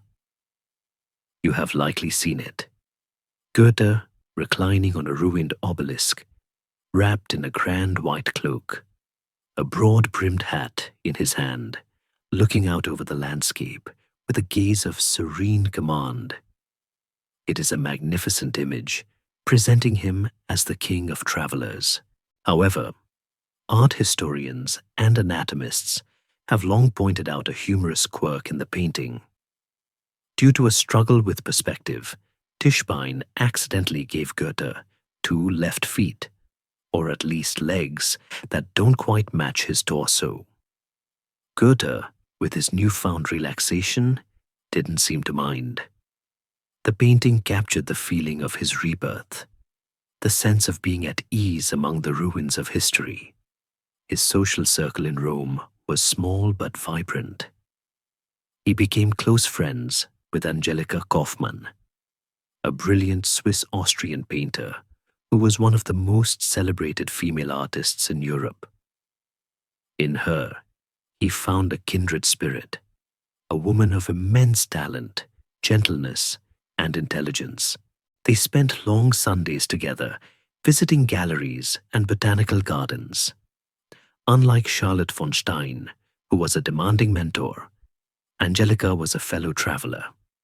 She painted his portrait, too, a softer, more intimate image than Tischbein's heroic pose. She saw the vulnerability behind the genius. It was a friendship of pure light, free from the tortured psychodrama of his Weimar romances. But Rome offered more than just intellectual companionship. It offered a sensual awakening. In Weimar, Goethe had been the ascetic priest of Charlotte's spiritual school. In Rome, the priest defrocked himself. He discovered that the body was not an enemy to be conquered, but a vessel to be filled. He entered into a relationship with a Roman woman whose identity remains one of the great mysteries of his biography. He referred to her only as Faustina in his later poetry, though historians still argue over who she really was, perhaps a widow or an innkeeper's daughter. Whoever she was, she grounded him. She taught him a different kind of Italian, the language of the bedroom and the kitchen, the intimate dialect of touch. This relationship birthed the Roman Elegies, a collection of poems that are among the most erotic and joyful in the German language. In one famous passage, he describes tapping out the rhythm of his hexameters on his lover's back while she sleeps in his arms. It is a perfect fusion of his two worlds, the intellectual discipline of the poetry and the warm, breathing reality of the body. He was no longer choosing between the spirit and the flesh. He was realizing they were the same thing. The renunciation was over. He was eating the fruit, and it was sweet. Yet, Rome was not all silent ruins and secret lovers. It was also a city of noise, particularly during the carnival. In February, the Corso, the very street where he lived, exploded into a riot of masks, confetti, horses, and candles. At first, Goethe, the man of order, found it overwhelming. It was senseless chaos, a swirling madness of clowns and kings. But as he watched from his balcony, he began to see the deeper pattern. The carnival was life itself, a brief, frantic explosion of energy before the silence of Ash Wednesday. It was a reminder that order and chaos are twins. He wrote a detailed description of the Roman carnival, not as a critique, but as an observation of humanity's need to go mad once in a while. As his second year in Italy approached its end, a melancholy began to creep into the golden days. He knew he could not stay. He was not Filippo Miller. He was Johann Wolfgang von Goethe, a man with duties, a salary, and a duke waiting for him.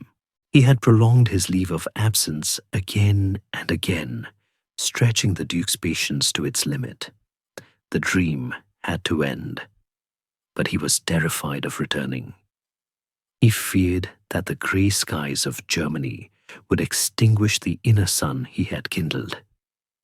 He feared slipping back into the straitjacket of the Privy Councillor. He spent his final days saying goodbye to the stones. He visited the Colosseum by moonlight, watching an owl fly through the empty arches. He stood by the pyramid of Cestius, where the Protestant cemetery lay, knowing that the English poet Keats and later Shelley would rest in that same Roman earth. He felt a profound sense of gratitude. He had arrived as a fragmented man, a fugitive from his own success. He was leaving as a whole human being. He had found his center of gravity. On April the 23rd, 1788, the carriage was packed. The white cloak was folded away. The sketches were rolled up. The last espresso was drunk. Angelica Kauffmann embraced him with tears in her eyes, knowing she would likely never see him again. The wheels began to turn, pointing north, back towards the Alps. But the man inside was not the same man who had fled in the night 2 years earlier. He was carrying Rome inside him. He had absorbed the classicism, the balance, and the sensual joy of the South. He was bringing the sun back to Weimar, hidden in his chest like a stolen ember.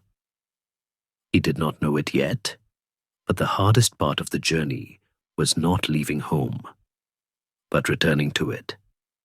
The world he had left behind had not changed, but he had, and the friction between the new Goethe and the old Weimar was about to spark a different kind of fire.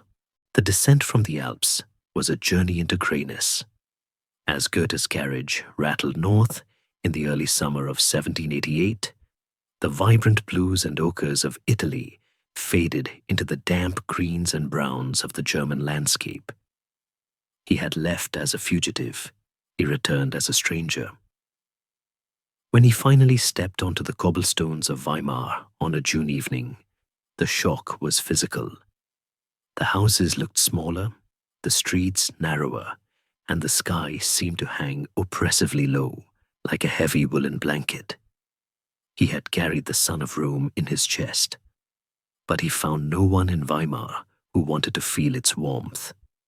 The city he had ruled for a decade now felt like a tight shoe he had outgrown. The reception from his old circle was frosty. The court, which had once indulged his genius period, now viewed his 2-year disappearance as a dereliction of duty. But the coldest shoulder came from the person who mattered most, Charlotte von Stein. Goethe rushed to see her, his heart full of stories, eager to share the liberation he had found in the South. He expected a reunion of souls. Instead, he found a wall of ice. Charlotte was deeply wounded. He had left without saying goodbye. He had stayed away for 2 years, and worst of all, he had come back changed. The submissive, adoring pupil she had trained was gone. In his place stood a man who was confident, sexually awakened, and no longer in need of her spiritual guidance.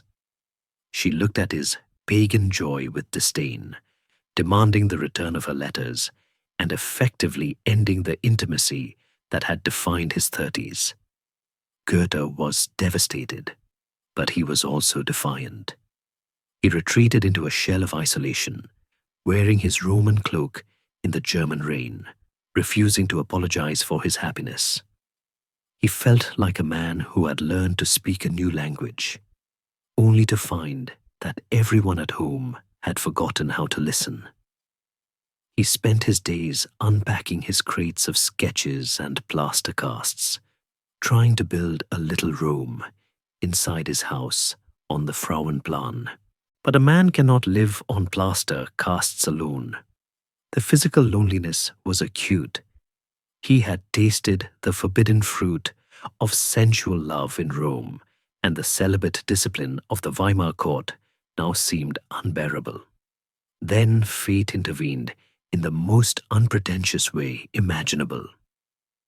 It was July 12th, 1788, a date Goethe would celebrate for the rest of his life. He was walking in the park on the Ilm, perhaps seeking solace among the trees he had planted years ago.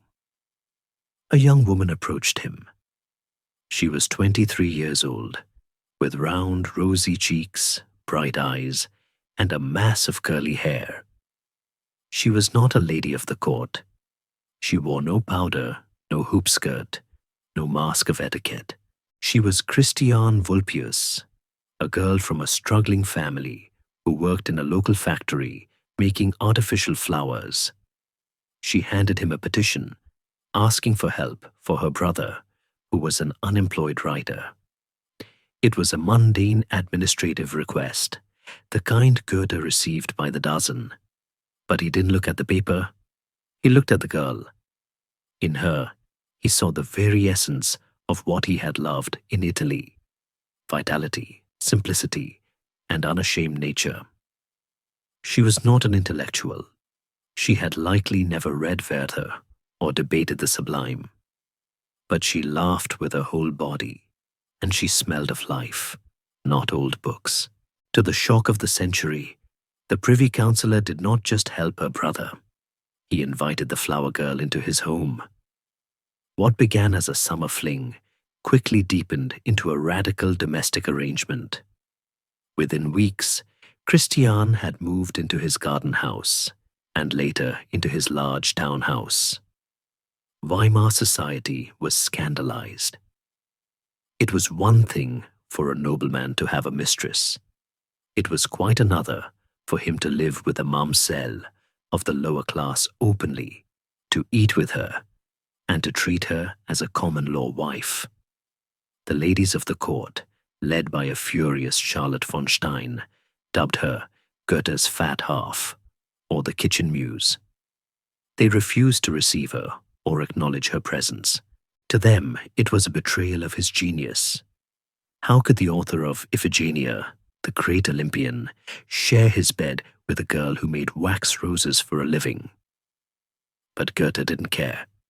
In fact, he reveled in it. After years of the high-minded, tortured, sexless devotion to Charlotte, Christiane was a breath of fresh air. She was his little eroticum, his connection to the earth. She managed his household, chased away his gloomy moods, and gave him the one thing fame could not buy: a home. In the Roman elegies, which he was polishing during this time, he blended the figures of his Roman lover, Faustina, and Christiane into one composite muse. He wrote of the joy of tracing poetic meters on her back while she slept in his arms. He was proving a point to the stiff society of Weimar, that art is not born in the salon, but in the bed, in the kitchen, in the pulse of blood. Christiane was not the simpleton her critics claimed. She was sharp, fiercely loyal, and possessed a resilience that matched Goethe's own. She created a private empire within his house, where he could be just a man, not a monument. In the evenings, while the court gossiped about his moral fall, Goethe would sit by the fire with Christiane, drinking wine and reading to her. She called him her Geheimrat, Privy Councillor, with a mix of respect and playful teasing. She grounded him. When he floated too high into the ether of philosophy, she pulled him back down to the dinner table. This period of domestic contentment bore fruit in an unexpected way. On Christmas Day, 1789, Christiane gave birth to their son, August. The birth of an illegitimate child to the state's highest official was the final straw for polite society. Goethe, however, was overjoyed. He doted on the boy, finding in fatherhood a new kind of wonder. He refused to hide the child or the mother. He forced the world to accept his little family on his own terms. Historians still argue about the nature of this union. Was it a revolutionary act of social rebellion, or simply the arrogance of a man who believed he was above the rules? Perhaps it was both. Goethe was effectively saying that his private happiness was more important than their public approval. Yet there was a shadow. The ostracism hurt Christiane deeply. She was often lonely, snubbed by the wives of Goethe's colleagues, living in a golden cage where she was the mistress of the house but a pariah in the street. Goethe tried to shield her, but he could not force the aristocracy to embrace a flower girl. He lived in two worlds: the public world of the court, where he walked alone as the great intellect, and the private world of the Frauenplan house, where he was the father and the lover. It was a compartmentalized life, but it worked. The flower girl had given him something Rome could not: continuity. Rome was a dream. Christiane was reality. She was the bread on the table, the fire in the grate, the hand in his. She taught him that the sublime is not just found in marble statues or mountain peaks, but in the simple, repetitive acts of caring for another human being. She was the plant in human form, growing, blooming, enduring. As the 1790s approached, bringing with them the thunder of revolution from France that would shake the foundations of Europe, Goethe found himself anchored by this small, sturdy woman. He had lost the favor of the court ladies, but he had gained a life. And as he watched her arranging fresh flowers, real ones this time, in the vases of his study, he knew he had made the right trade.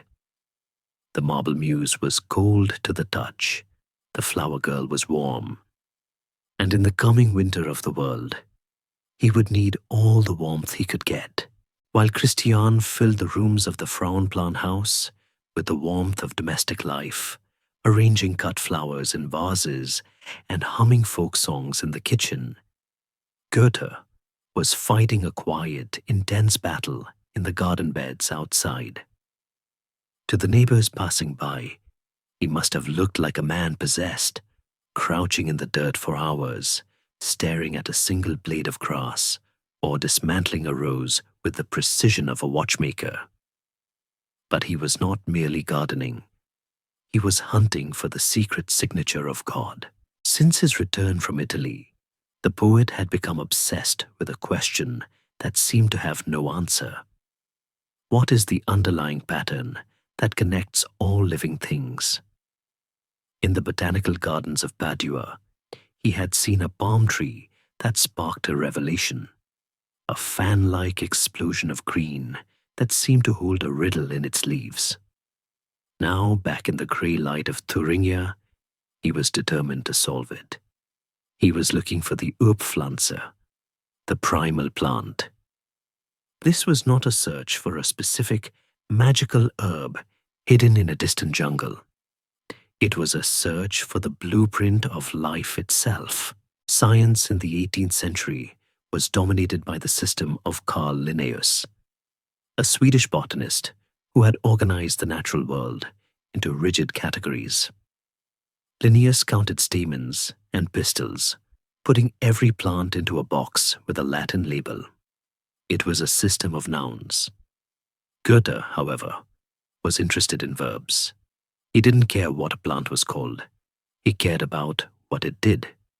He saw nature not as a collection of static objects, but as a restless, flowing process of transformation. He looked at a seed, a sprout, a stem, a leaf, a flower, and a fruit, and he did not see 6 different things. He saw one thing changing its clothes. His great insight, published in his essay, The Metamorphosis of Plants, in 1790, was deceptively simple. All is leaf.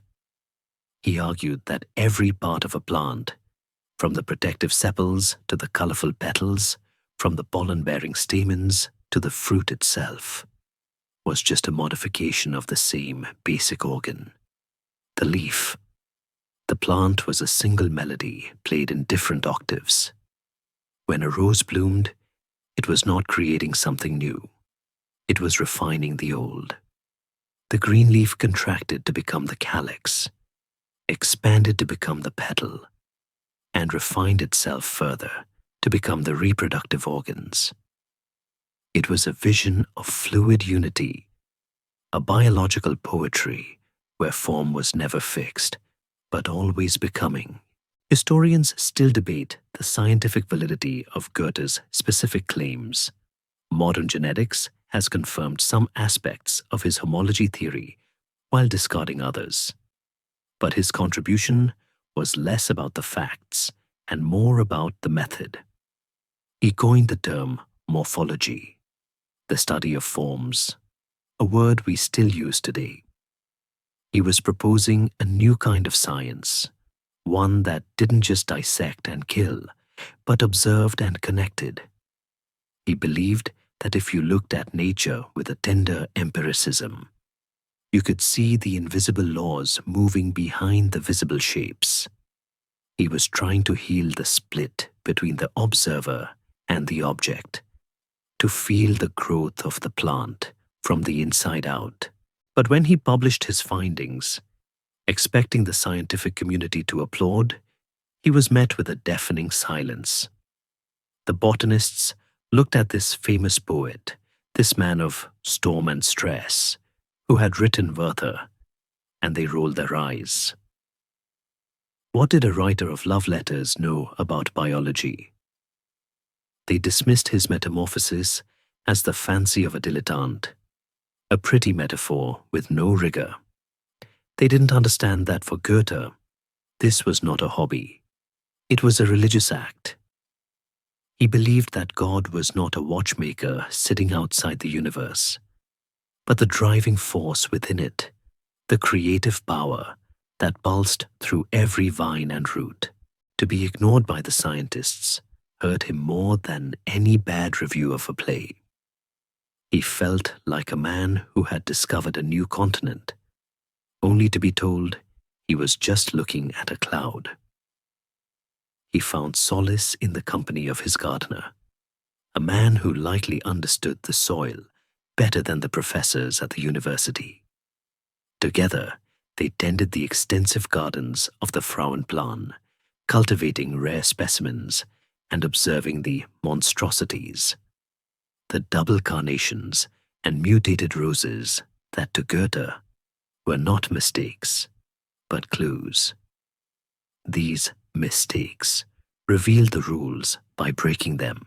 He would point to a rose where a petal had partially turned back into a green leaf and say, "See, nature is confessing her secret here." He was reading the book of the world, but he was reading it in a language no one else seemed to speak. This sense of intellectual isolation drove him deeper into his work. He began to study anatomy, specifically the skeletons of animals. He made a discovery that should have made him famous: the existence of the intermaxillary bone in humans. At the time, scientists believed that humans were distinct from animals because they lacked this small bone in the jaw. Goethe found it. He proved that humans were built on the same architectural plan as the rest of the animal kingdom. We were not separate. We were part of the great chain of being. "I have found neither gold nor silver," he wrote to Herder, "but something that gives me unspeakable joy." Again the experts scoffed. The idea that the refined face of a poet shared a structure with the snout of a beast was too radical, too humbling. So the great man spent his days in a strange dual existence. By day, he was the privy councillor, managing the affairs of the duchy, signing warrants, and overseeing the university at Jena. By night, or in the stolen moments of the morning, he was the lonely naturalist, surrounded by bones, dried plants, and sketches. He was building a cathedral of understanding, stone by stone, even if no one came to worship in it. He would walk through the woods of the Ettersberg, not as a hunter, but as a witness. He watched the light filter through the beech trees, wondering how the sun created color, a question that would become his next obsession. But fate has a way of arranging meetings that change the course of intellectual history. The isolation of the scientific poet was about to be broken by a collision with another mind, a mind as sharp, as ambitious, and as different from his own as fire is from water. In the summer of 1794, a meeting of the Society for Natural Science was held in Jena. Goethe attended, expecting the usual dry lectures. As he was leaving, he found himself walking out the door alongside a younger man, a historian and playwright, named Friedrich Schiller. They had met before, but they had never truly seen each other. Schiller was intense, sickly, an idealist who lived in the realm of freedom and philosophy. Goethe was the realist, the man of earth and eyes. As they walked into the cool evening air, they began to talk about the lecture. Schiller criticized the fragmented way the scientists described nature. Goethe's ears pricked up. Here was someone who understood. He began to explain his theory of the metamorphosis of plants. He spoke with passion, sketching the symbolic plant in the air with his hands, describing how one form flows into another. He expected Schiller to nod in agreement. Instead, Schiller stopped, looked at him with burning blue eyes, and said, "That is not an experience. That is an idea." Goethe was stunned. He was insulted. "It is very pleasant," he retorted, "to have an idea in my guest room without knowing it." He insisted he could see the metamorphosis with his eyes. Schiller insisted that the unity was constructed by the mind. They stood there on the street, two giants of German thought, locking horns over a flower. It was the spark that would ignite a decade-long fire. The gardener had finally found someone who would not just look at the garden, but argue about what it meant. And in that argument, a friendship was born that would reshape the soul of Europe. The silence of the laboratory was over. The dialogue of the century had begun. That evening in Jena, where the realist and the idealist stood locked in a metaphysical standoff over a flower, did not end in a duel, but in a hesitant truce that would blossom into the most profound intellectual alliance in German history. Goethe and Schiller were, by all accounts, oil and water. Goethe was 45, established, wealthy, and deeply rooted in the physical world.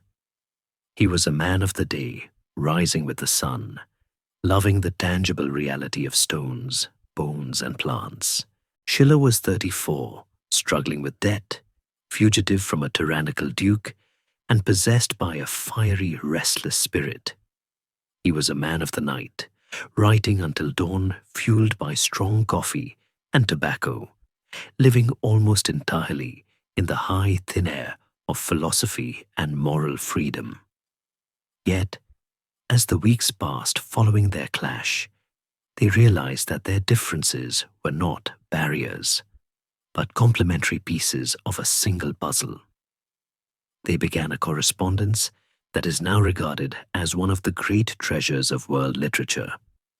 In these letters, they dissected each other's minds with surgical precision and immense respect.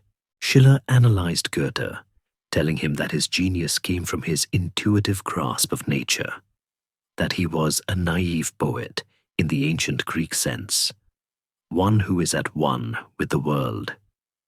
Goethe, in turn, marveled at Schiller's ability to construct entire universes out of pure thought. They were the two hemispheres of the German brain finally firing in sync. The friendship was physically grounded in the short distance between Weimar and Jena. Schiller eventually moved to Weimar, and the two men became inseparable. but their habits remained comically distinct. There is a famous, slightly macabre anecdote that illustrates their sensory mismatch. One day, Goethe visited Schiller's study while the younger man was out. He sat down to wait, but was soon overcome by a wave of nausea and dizziness. Sniffing the air, he traced the source of the faint, sickly sweet odor to a drawer in Schiller's desk. He opened it to find a pile of rotting apples. When Schiller returned, he explained that he needed the scent of decay to stimulate his creativity. It helped him access the subconscious. Goethe, the man of fresh air and health, was horrified. He insisted on open windows and the smell of ozone. It was a perfect metaphor. Schiller needed the scent of death to write about life. Goethe needed the scent of life to understand death. Together, they declared war on the mediocrity of the time. German literature in the 1790s was flooded with sentimental romances and shallow domestic dramas. Goethe and Schiller decided to clean the stables. They launched a literary journal called The Horen, The Hours, intended to elevate the taste of the public. When the critics attacked it, the duo retaliated with a ferocity that shocked the establishment. They wrote a collection of satirical epigrams called the Xenian, Gifts for Guests.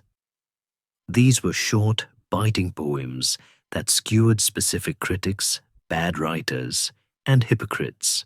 They worked on them together, often passing the quill back and forth, laughing like schoolboys as they composed insults in classical meter. "We will send a few foxes with burning tails into the Philistines' cornfields," Goethe reportedly said. It was a scorched earth campaign, and it worked. They cleared the ground for what we now call Weimar Classicism. But Schiller did more than just fight alongside Goethe. He managed him. He saw that Goethe was dissipating his energy on botany, optics, and administration. He saw the unfinished masterpieces gathering dust in the drawers of the Frauenplan house. With the relentless pressure of a personal trainer, Schiller urged Goethe to get back to poetry. He pushed him to finish his novel, Wilhelm Meister's Apprenticeship, reading the drafts chapter by chapter, offering encouragement and critique. He understood Goethe better than Goethe understood himself. He realized that Goethe needed a deadline, a structure, an external will to force the internal flow. Most importantly, Schiller asked the forbidden question, what about Faust? For years, the manuscript of Faust had lain untouched, a fragment published in 1790, but largely abandoned. It was a painful, chaotic work that Goethe was afraid to reopen. It was the repository of his youthful storm and stress, a dark room he didn't want to re-enter. Schiller insisted. He argued that Faust was the essential work of the age, the story that encapsulated the modern struggle for meaning. He badgered Goethe, gently but persistently, to pick up the threads. "You must finish it," he said. "It is your destiny."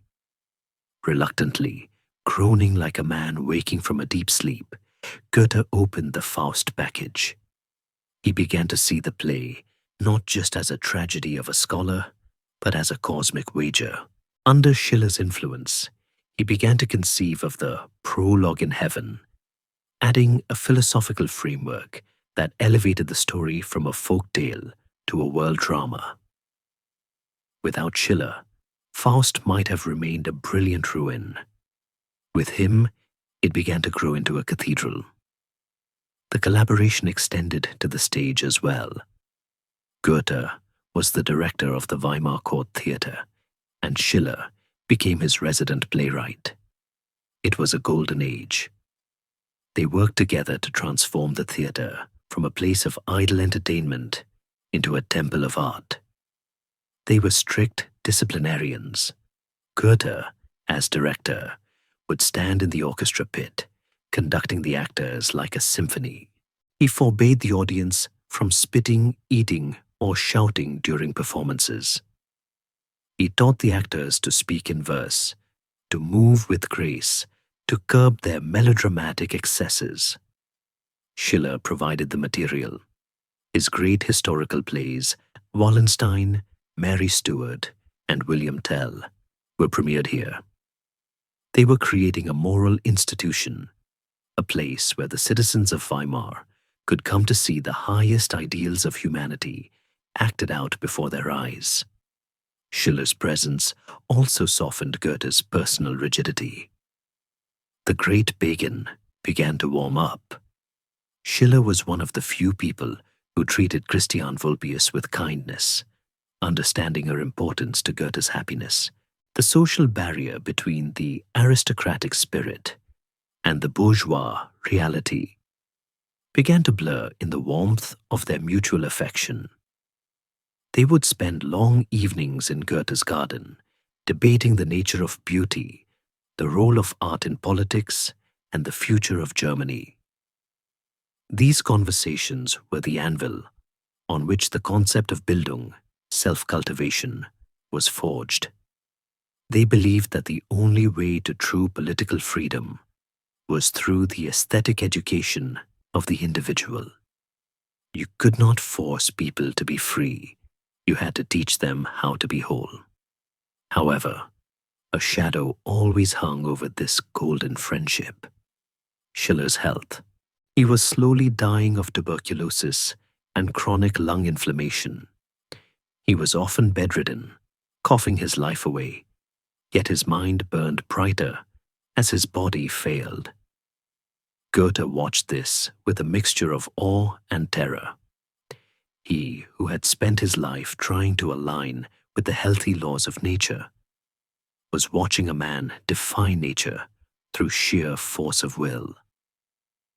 Schiller was living on borrowed time, and he knew it. This urgency infused their work with a frantic, precious intensity. They were racing against the clock. As the late 1790s arrived, the two friends decided to engage in a friendly competition. They wanted to revive the form of the ballad, the narrative folk poem that tells a story of mystery, magic, and fate. They agreed to spend a year focusing on this genre, spurring each other on to see who could conjure the most vivid ghosts. They didn't know it, but they were about to unleash a season of literary magic that German school children would be memorizing for the next 2 centuries. The ballad year of 1797 was approaching. The philosophical debates were done. The theoretical groundwork was laid. Now, it was time to tell stories around the fire. The lamps were lit, the ink was fresh, and the two greatest minds of the age prepared to summon the supernatural. The year 1797 opened with a hushed sense of anticipation, like an audience waiting for the curtain to rise on a play they know will be legendary. In the quiet studies of Weimar and Jena, the two friends, Goethe and Schiller, had decided to turn their backs on the dry political arguments of the day. The French Revolution had descended into the terror. Europe was a powder keg. But here, in the sanctuary of Thuringia, the two poets chose to look inward, into the twilight world of folklore, legend, and the supernatural. They declared a friendly war of imagination. They would see who could tell the better ghost story. This period, known to history as the Ballad Year, was a season of feverish creativity, a time when the boundaries between the living and the dead, the rational and the magical, were deliberately blurred by two men holding quills like wands. The rhythm of their days changed. Instead of philosophical treatises, their letters were now filled with witches, goblins, and ancient curses.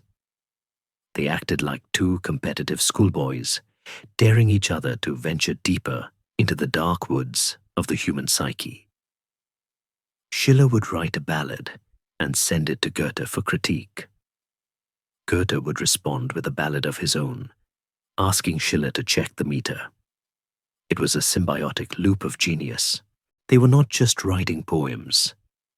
They were resurrecting the ballad, an ancient form that sat somewhere between a song and a story, a genre that spoke to the primal fears and wonders of the common people. Goethe's contribution to this duel gave the world one of its most enduring images of chaos and control, the sorcerer's apprentice. We all know the story, perhaps from modern animations, but to hear Goethe's original verse is to feel the rising panic of the novice magician. He captures the rhythm of the water, the swoosh and splash of the broom carrying the buckets.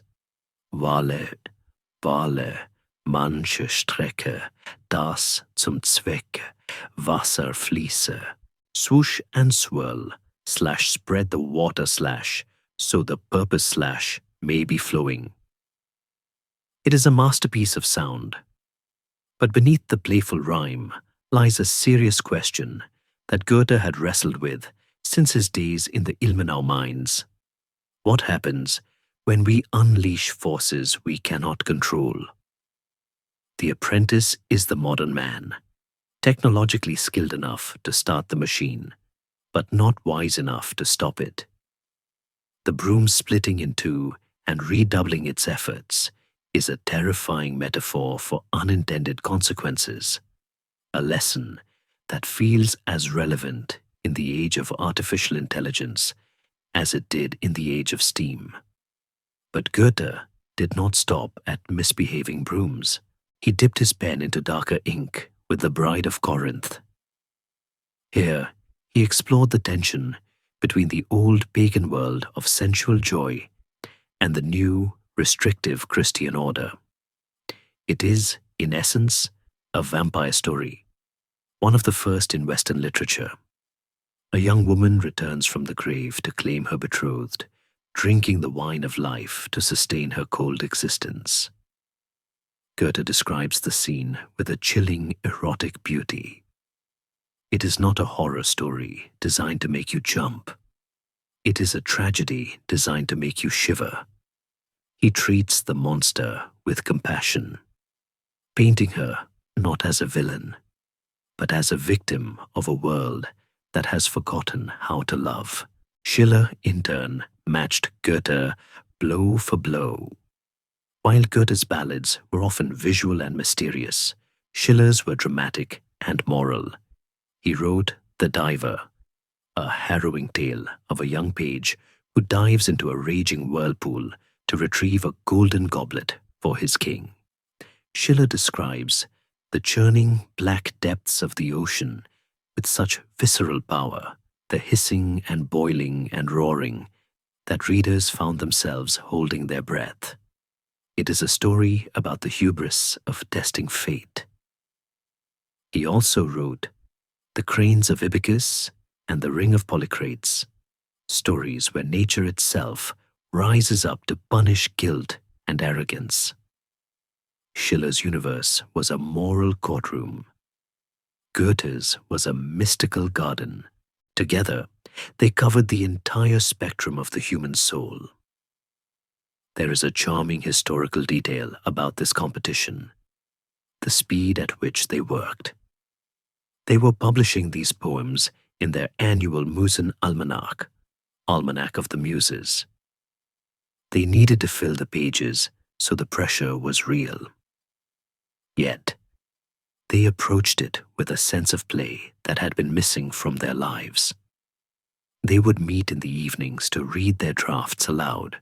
Imagine the scene, the fire crackling in the hearth of the Frauenplan house, Christiane sitting quietly with her sewing, and Goethe standing by the mantel, reciting the rhythmic spells of the sorcerer's apprentice, his voice rising and falling like the water he described. Then Schiller, pale and intense, taking the floor to declaim the terrifying descent of the diver. It was a private theater for an audience of 3, yet they were creating the curriculum of German literature for centuries to come. Historians often point out a subtle difference in their methods during this year. Goethe would usually wait for an image to come to him, a ruin, a legend, a feeling, and then let the poem grow organically around it, like a vine on a trellis. Schiller, however, would start with an abstract idea, heroism, fate, justice, and then hunt for a story that could illustrate it. He forced the muse to speak. Goethe waited for her to whisper. During the ballad year, they learned to borrow each other's tools. Goethe became more structured. Schiller became more visual. They were rubbing off on each other, smoothing down their jagged edges. The reception of the almanac was overwhelming. The public, tired of dry moral sermons, devoured these stories. They were scary, they were exciting, they were beautiful.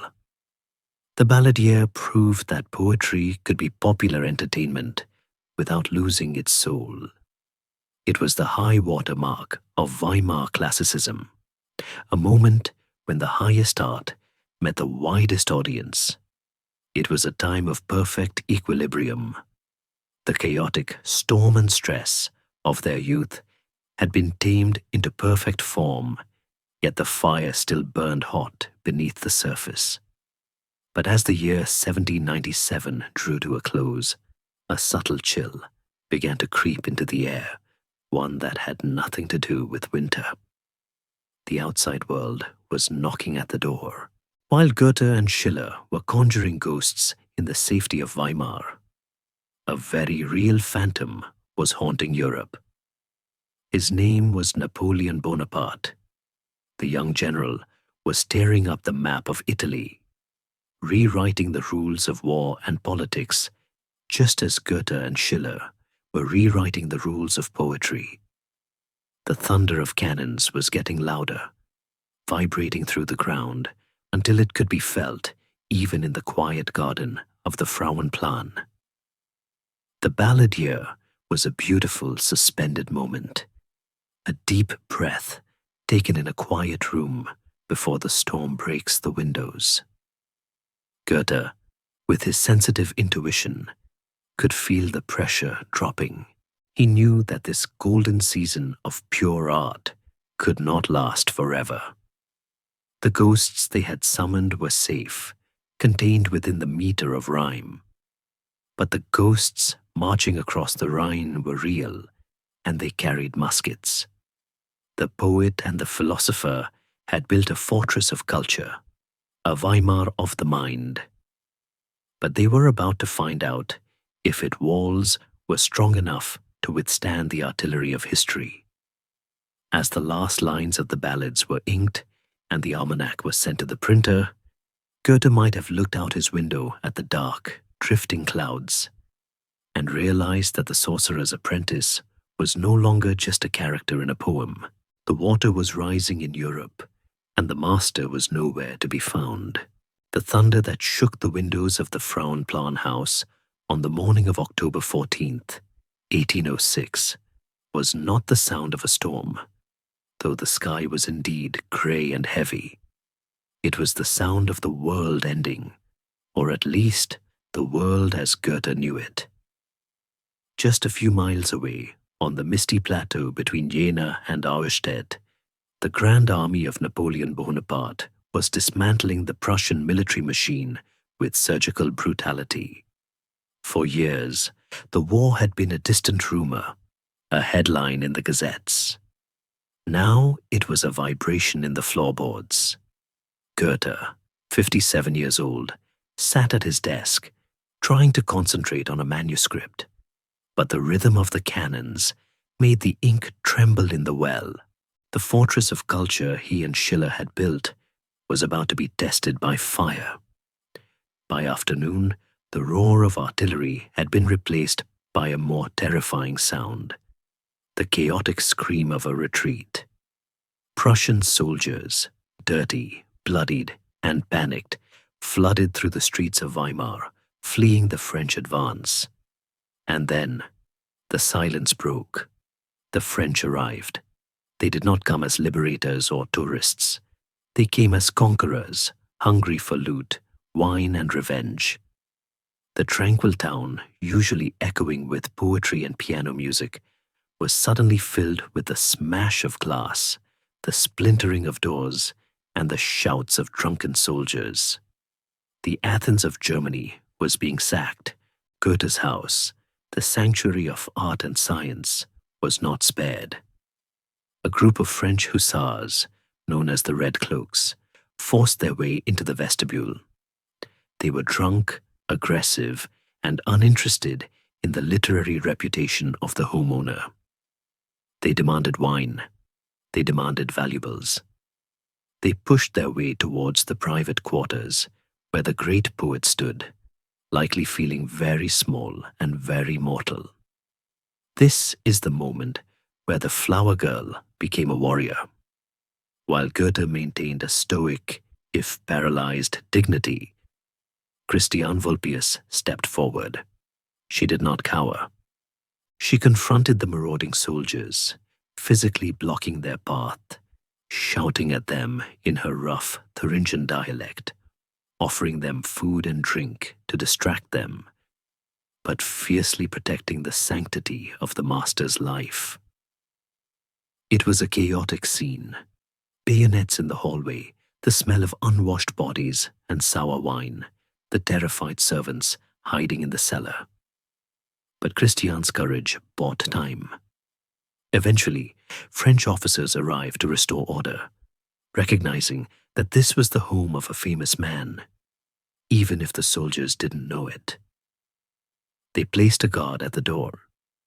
The immediate danger passed, but the psychological shock remained. That night, Goethe and Christiane lay in a bed surrounded by the wreckage of their city. The illusion of security was gone. The Olympian detachment was shattered. He realized that without Christiane, he might have been killed.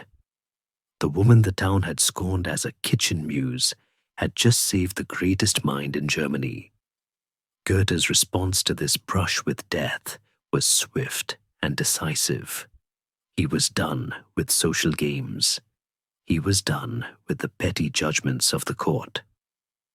5 days later, on October 19th, amidst the rubble and the smoke of the occupied city, he marched to the sacristy of the court church. There were no flowers, no guests, no poetry. It was a grim, hurried ceremony. He married Christiane. He placed a ring on her finger and legally adopted his son, August. It was an act of gratitude, yes, but also an act of defiance. He was telling the world that when the cannons roar, the only thing that matters is loyalty. He wrote to a friend, "I have turned my little friend into my wife." It was the end of the scandal and the beginning of a legitimate family forged in the fires of Jena. But the world spirit on horseback, as the philosopher Hegel called Napoleon, was not done with Goethe. 2 years later, in 1808, the Emperor of the French held a grand congress in Erfurt, just down the road from Weimar. He summoned the kings and princes of Europe to kiss his ring, and he summoned Goethe. The meeting between the two men is one of history's great set pieces. The conqueror of the world meeting the conqueror of the word. The sorrows of young Werther 7 times, carrying it with him on campaigns in Egypt and Italy. He wanted to discuss the tragic ending, critiquing it as unnatural because it mixed ambition with love. Here were 2 emperors, one of swords, one of words, debating the mechanics of a fictional suicide while the map of Europe was being redrawn outside the window. But while Napoleon sought to master the nations of the earth, Goethe had returned to Weimar to master a different kind of empire, one that was invisible, silent and everywhere, the empire of light. As the political cannons fell silent and the occupation of Weimar became a grim daily reality, Goethe retreated into his color room. To the outside observer, it might have looked like madness. The great poet, now in his 60s, spent hours in a darkened chamber, holding a glass prism up to a beam of sunlight that sliced through the shutters. He was waging a war against the ghost of Isaac Newton. For over a century, the scientific world had accepted Newton's theory that white light was a mixture of all colors, a fact proven by splitting a beam into a rainbow. But Goethe, trusting his eyes more than mathematics, disagreed. He looked through a prism at a white wall and saw white. He only saw color at the edges, where the light met the darkness. From this observation, he built a theory that was as poetic as it was scientific. He believed that color was not contained within the light, but was born from the struggle between light and darkness. Colors are the deeds and sufferings of light, he wrote, a phrase of haunting beauty. To Goethe, light was the simple, undivided divine source.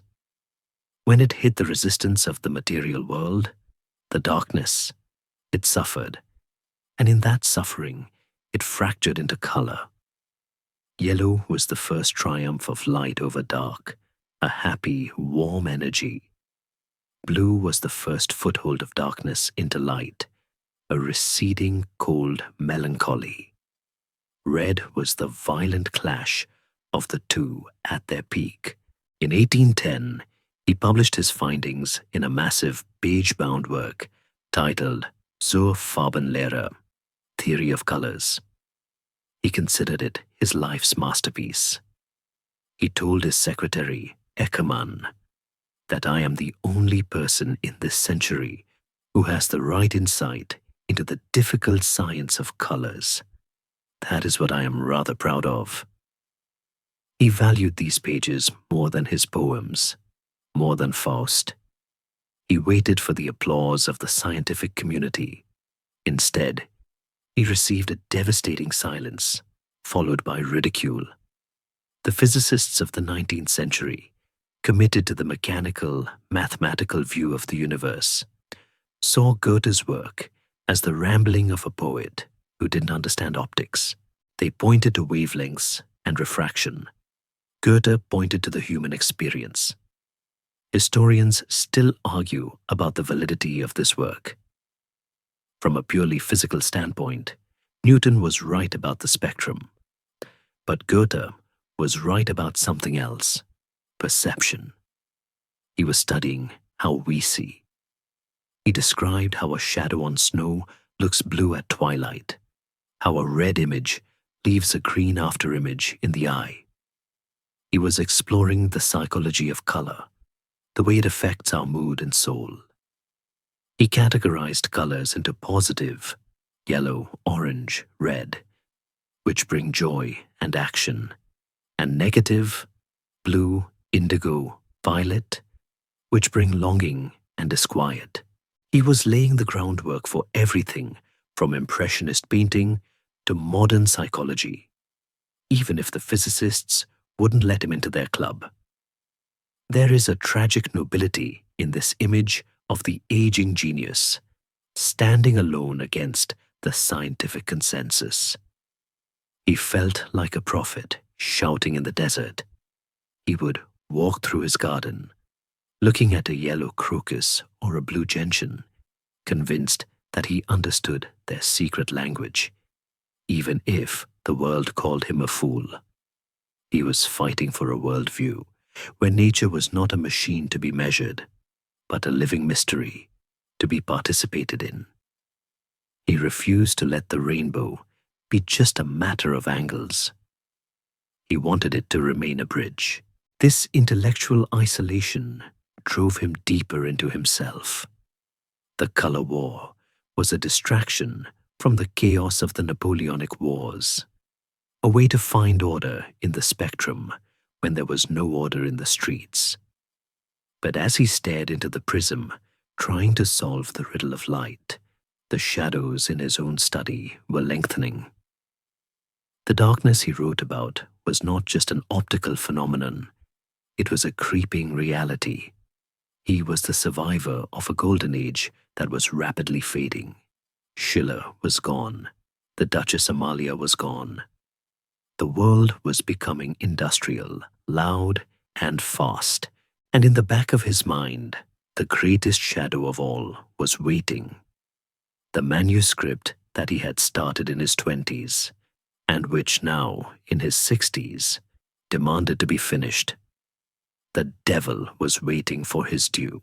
But of all the shadows that lengthened in the candlelight of the Weimar study, none was as persistent, as charming, or as dangerous as the one cast by Mephistopheles.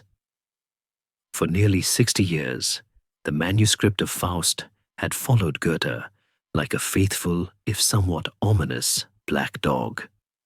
It was the main business of his life, a project he would pick up, scribble on, and then shove into a drawer for a decade, only to hear it scratching to be let out again.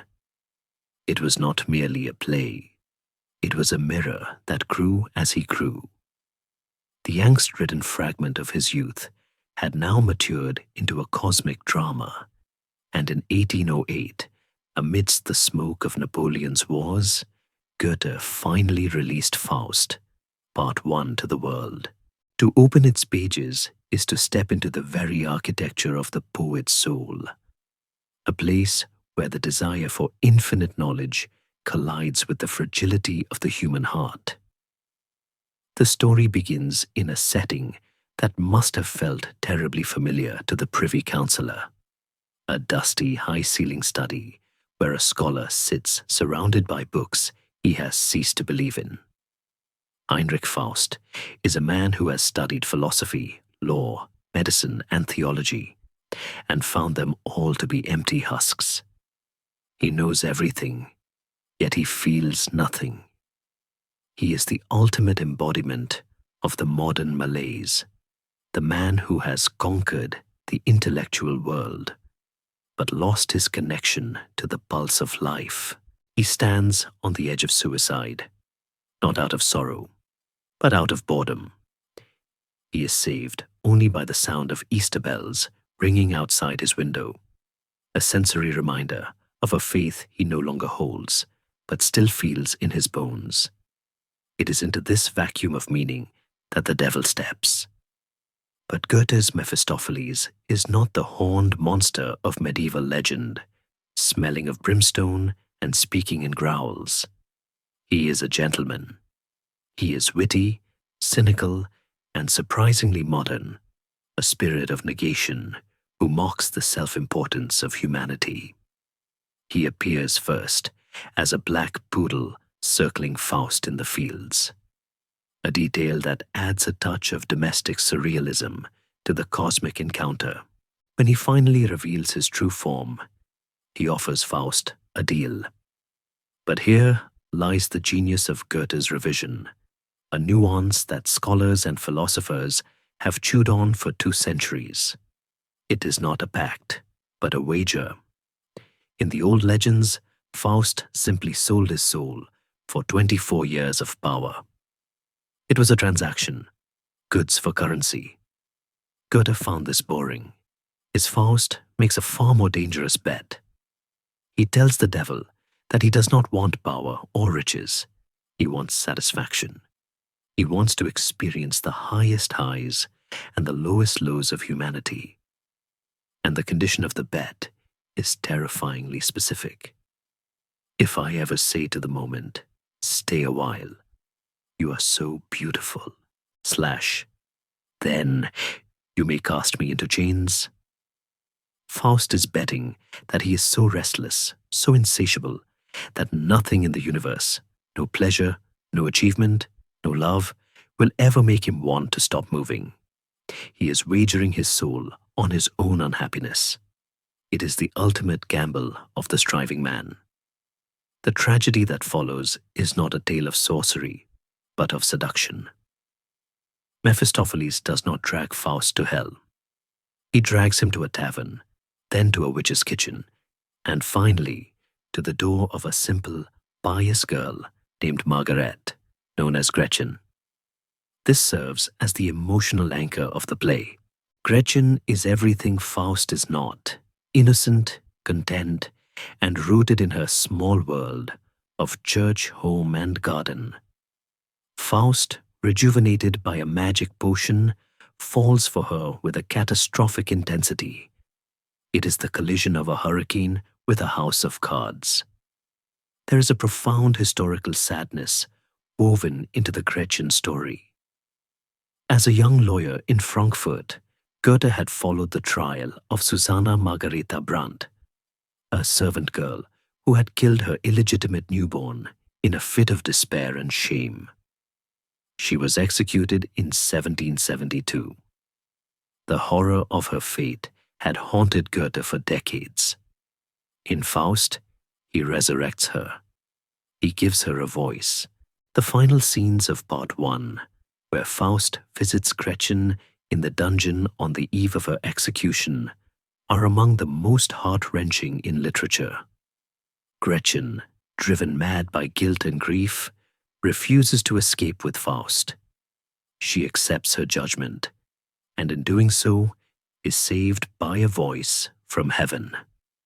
Faust, the great scholar, is left standing in the dark, powerless, dragged away by the devil for more adventures, leaving the wreckage of a simple life behind him. When Faust, Part 1 was published, it was recognized instantly as the defining work of the German spirit. It captured the two souls dwelling in the German breast, the one that clings to the earth with lusty organs, and the other that strains towards the spiritual sky. Readers saw themselves in Faust's restlessness. They saw their own cynicism in Mephistopheles. It was a play that managed to be bawdy, tragic, philosophical, and deeply funny all at once. It was a world poem. But for Goethe, the publication was not an end, but a pause. He knew the story wasn't finished. Faust had not yet lost the wager. He had destroyed a life, yes, but he had not yet found the moment where he wanted to say, "Stay." He was still moving, still striving, still hungry.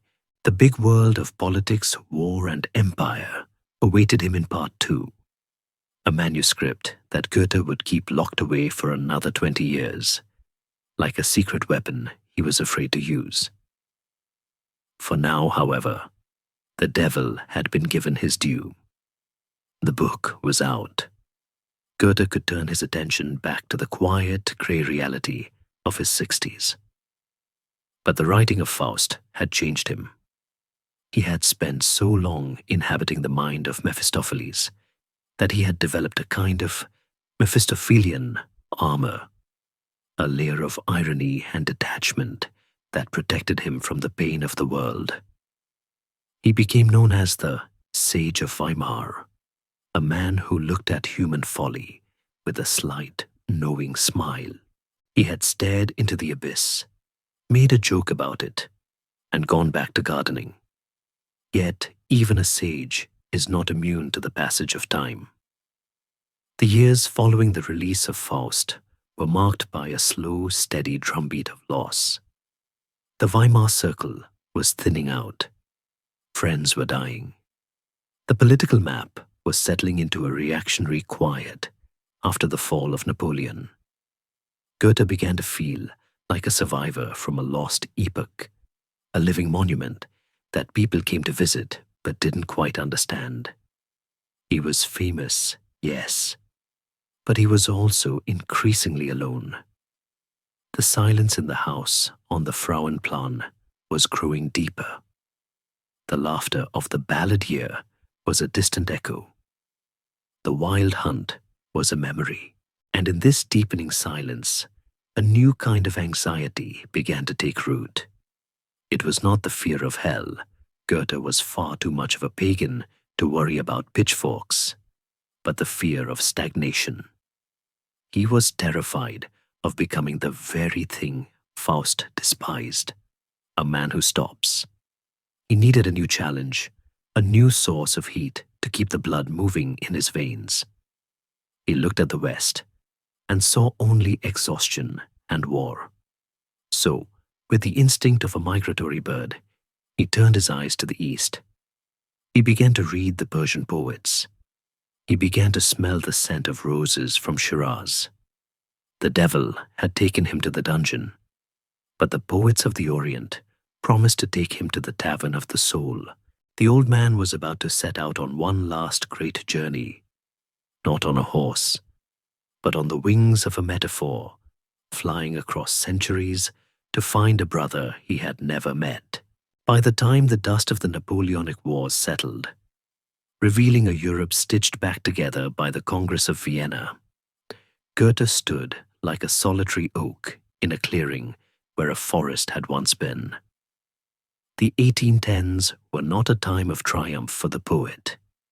They were a season of harvest, yes, but a harvest of goodbyes.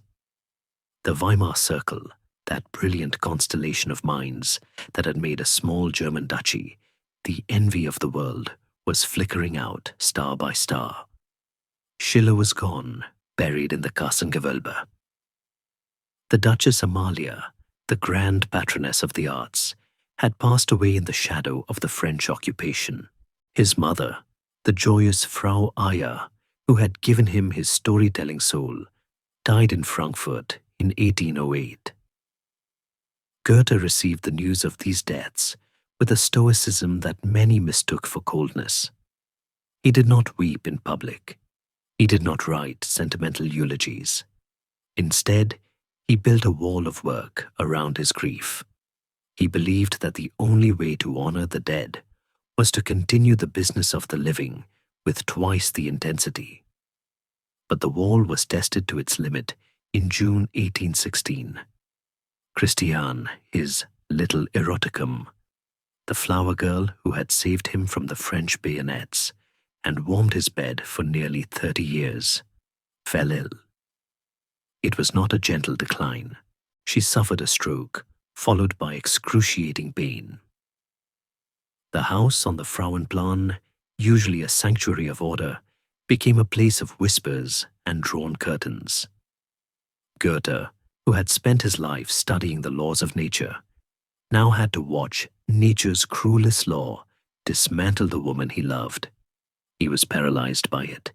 His fear of illness and death, a phobia he had carried since childhood, warred with his devotion. When she finally died on June 6, 1816, the great pagan crumbled. He knelt by her bedside, weeping uncontrollably, crying out, "You will not leave me. You cannot leave me." It was a rare crack in the marble facade. Yet, when the funeral took place days later, Goethe was not there. He could not bring himself to watch the coffin descend into the earth. While others stood at her grave, he retreated to his garden, disappearing into the greenery she had loved. Historians have long debated this absence. Was it the selfishness of a genius who refused to let death interrupt his life? Or was it the self-protection of a man who knew that seeing the end would break him completely? He left only a short verse in his diary. "In vain, O sun, you seek to shine through the dark clouds. The whole gain of my life is lost to me." The house was silent now. His son August was grown, a troubled young man who struggled under the crushing weight of his father's fame. August had married Ottilie von Pogwisch, a lively, chaotic aristocrat who moved into the Frauenplan house, bringing noise and grandchildren, but also tension. Goethe, the patriarch, retreated further into his private wing. He became a living monument. Visitors from across Europe, young students, English lords, aspiring writers, would travel to Weimar just to look at him. They expected a sage, a wizard, They found a man in his 70s, dressed in a simple frock coat, his hair powdered and stiff, his eyes still burning with that terrifyingly clear, dark intelligence. He treated these pilgrims with a mixture of courtly politeness and ironic distance. He knew they were there to see the author of Faust, not the man Johann.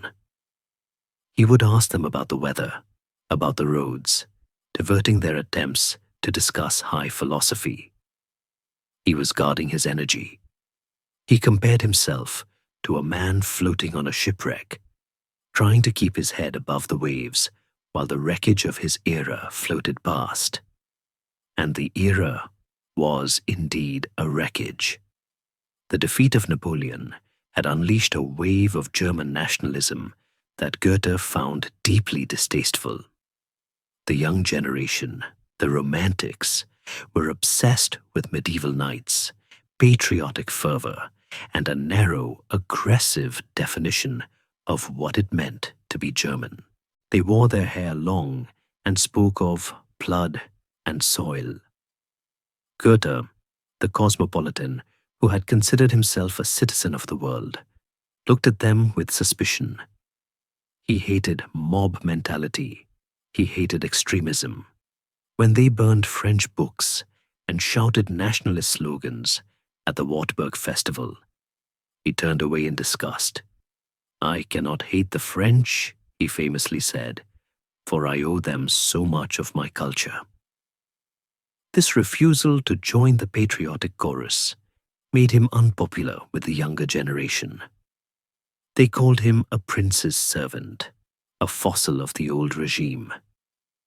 They didn't understand that his resistance was not born of elitism, but of a deep desire for harmony. He had seen enough war. He had seen enough destruction. He wanted to build bridges, not burn them. Physically, he was aging with a robust, almost geological slowness. He was stiff, his movements were measured, but his mind remained ravenous. He continued his scientific studies, obsessing over clouds. He was an early admirer of Luke Howard's classification of cumulus and stratus, and rocks. He seemed to find more comfort in the permanence of granite than in the fleeting passions of men. He was becoming like one of the ancient stones he collected, weathered, hard, but full of secret veins of color. Yet deep inside the old oak of Weimar, the sap was still rising.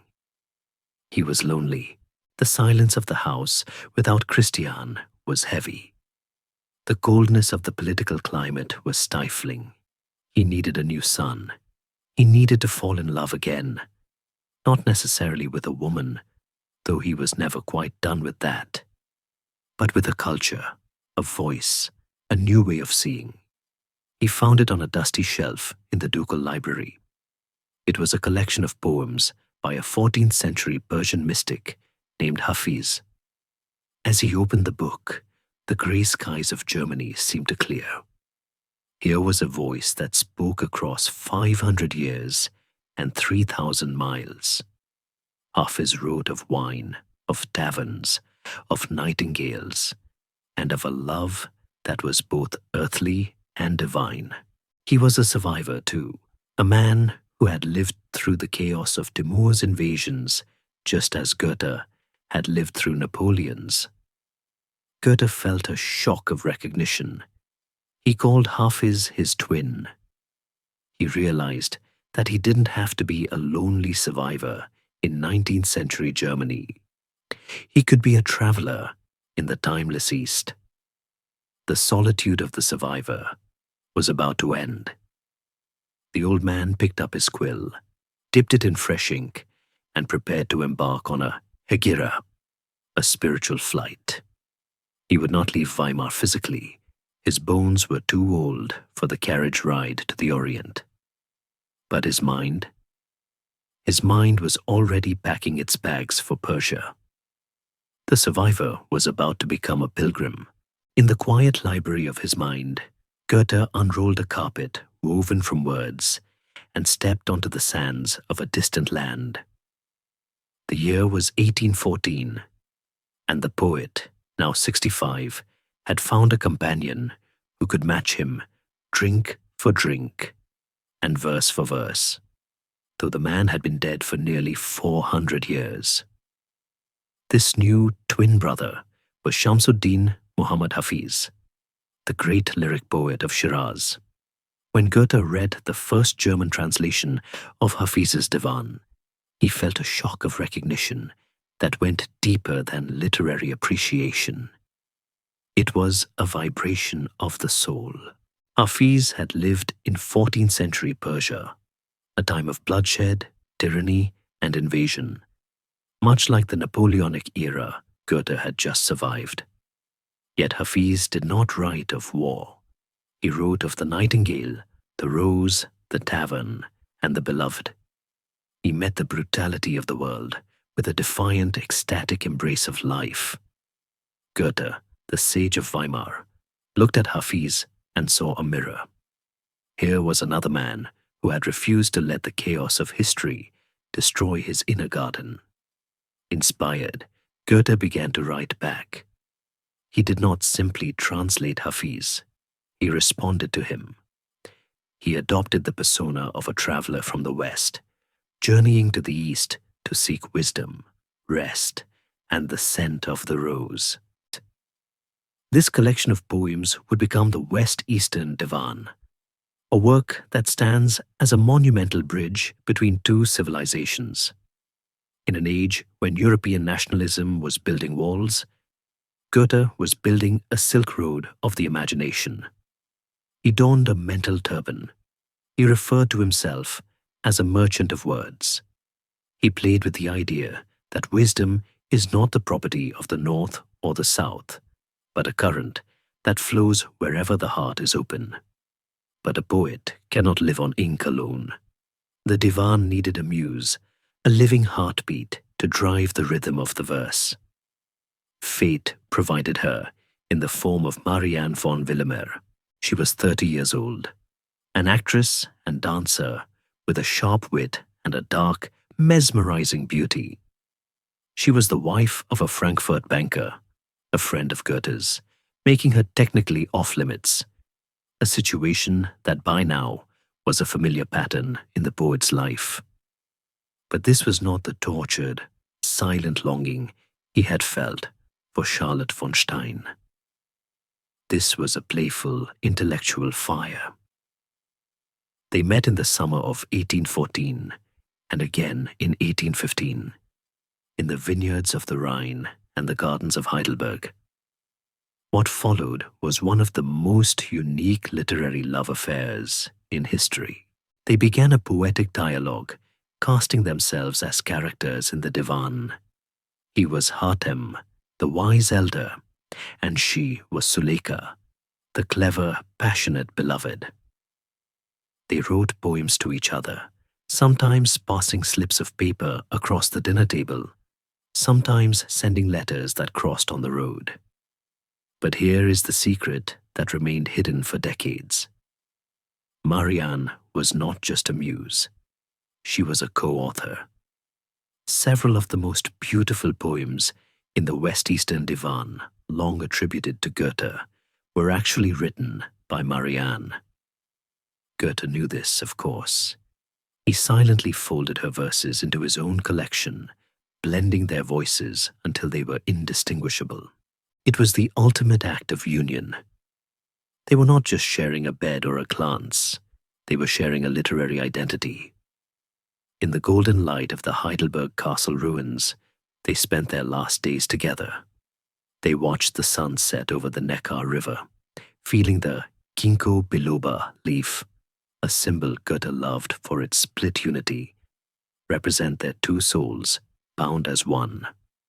The poem Ginkgo biloba remains a testament to this duality. Is it one living being which has separated in itself? Or are they two who have chosen to be known as one? It was a love fueled by the bittersweet knowledge that it could not last. Goethe returned to Weimar, and Marianne remained in Frankfurt. They would never meet again. But unlike the crushing heartbreak of his youth, this parting was marked by a serene gratitude. He had tasted the wine of the East, and it had rejuvenated him. The West Eastern Divan contains a line that sums up the spiritual lesson of this era. Stirb und werde. Die and become. It is perhaps the most famous imperative in Goethe's philosophy. It means that life is a constant process of shedding old skins, of letting the old self die so the new self can be born.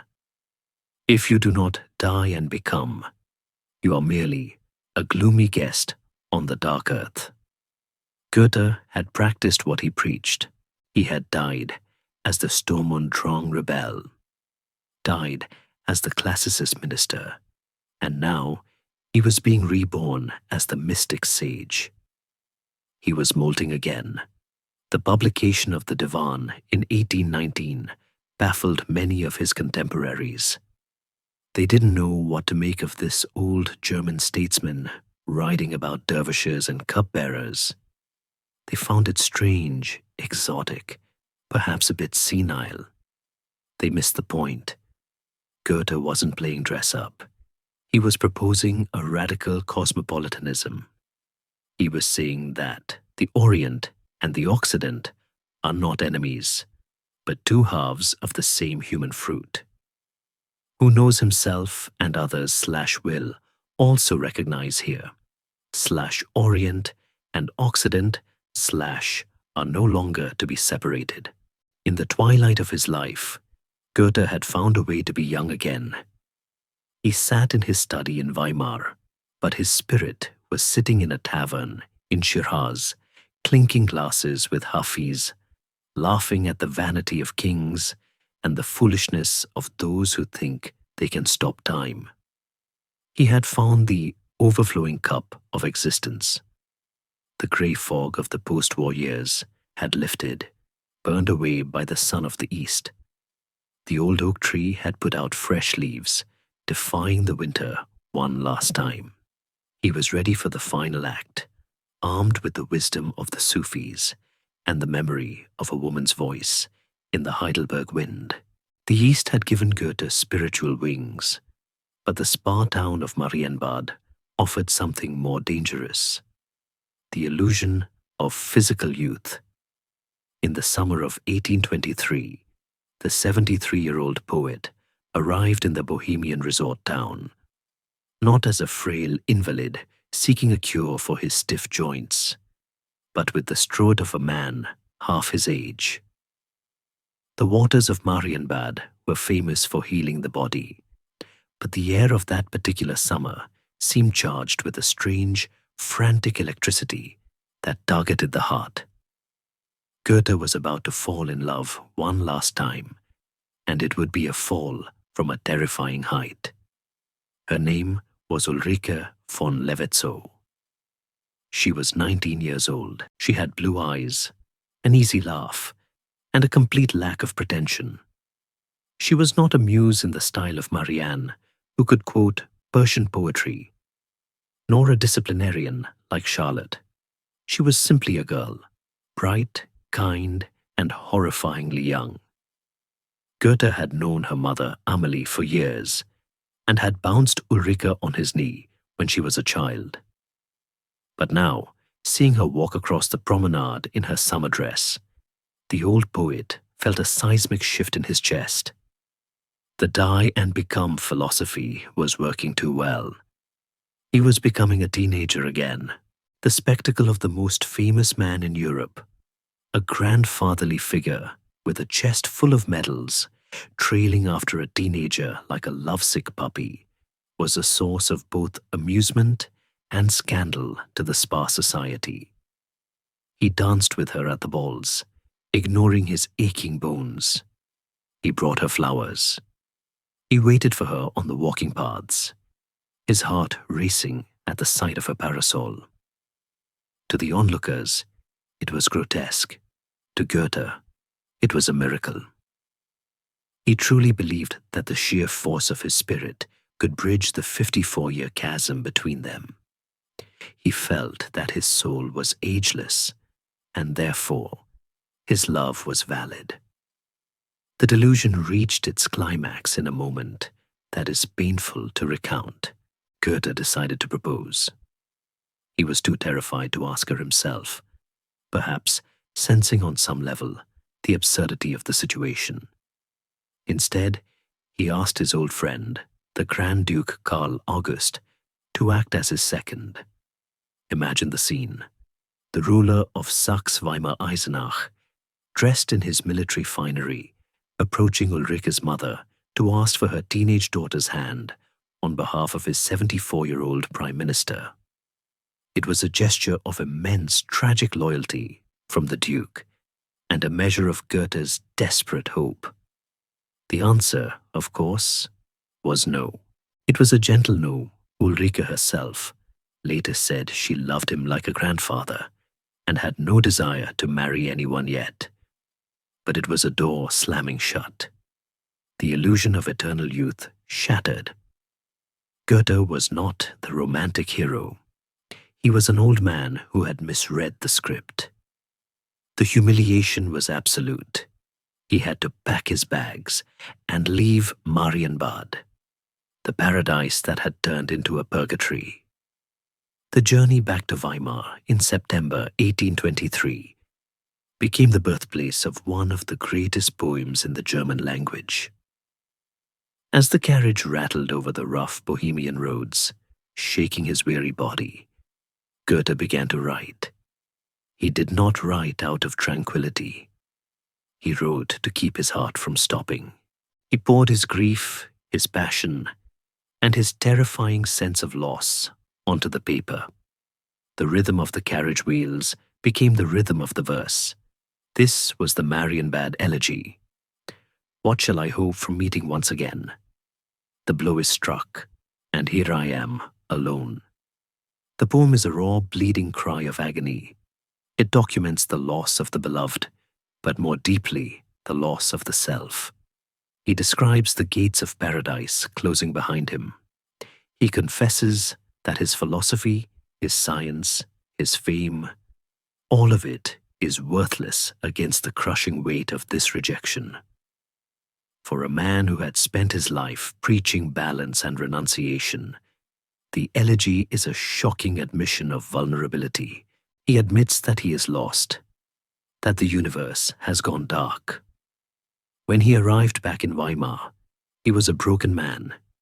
He fell into a deep physical and spiritual malaise. He stopped working. He barely ate. His family and friends feared that this was the end, that the Marienbad catastrophe would kill him. He would sit in his chair, staring at the wall, holding the manuscript of the elegy like a holy relic. He read it to only a few trusted friends, sobbing as he recited the lines. It was as if he had carved his own heart out and placed it on the table. But Goethe was a creature of immense resilience. The very act of writing the elegy had been the cure. By turning the pain into perfect stanzas, he had externalized it. He had made the grief an object, something he could look at, polish, and eventually put away. The monstrous feelings were tamed by the discipline of rhyme. He realized that while he could not have Ulrike, he had captured the feeling of Ulrike forever. She would grow old, she would change, but the girl in the poem would remain 19 and radiant for eternity. As the winter of 1823 settled over the Frauenplan, the old oak began to heal. The sap slowed down. The fever broke. Goethe accepted, finally and fully, the reality of his age. He realized that the time for romantic love was over. There would be no more Lottes, no more Christians, no more Mariannes, no more Ulrikes. The door to that room was locked, but there were other rooms. There was the room of memory, the room of wisdom, and the vast, unfinished cathedral of Faust. He placed the Marienbad elegy in a red leather portfolio, treating it with the reverence due to a sacred text. He called it his hallowed legacy. He had survived the shipwreck of his heart one last time. He looked in the mirror and saw the wrinkles, the grey hair, the stiff posture. And this time, he didn't look away. He nodded at the stranger. He was ready to be old. He was ready to be the sage. The fire of passion had burned down to embers. But embers, if tended carefully, can keep a room warm for a long, long time. The silence returned to the house, but it was no longer the silence of despair. It was the silence of a man who has said everything he needed to say to the world of the heart, and is now turning his face toward the stars. The storm of Marienbad had passed, leaving the sea of Goethe's life calm, flat, and chillingly empty. The passion was gone, burned out in that final flare of the elegy, and what remained was a vast, quiet house filled with papers, collections, and memories.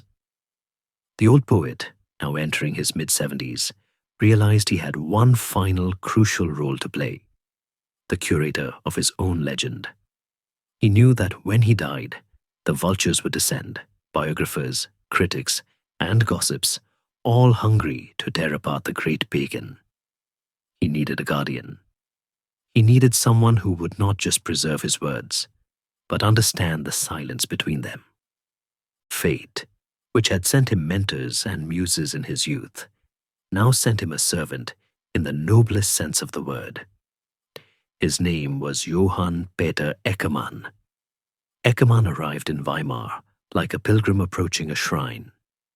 He was a man of 31, poor, humble, and possessing a gentle, spaniel-like devotion that was almost painful to witness.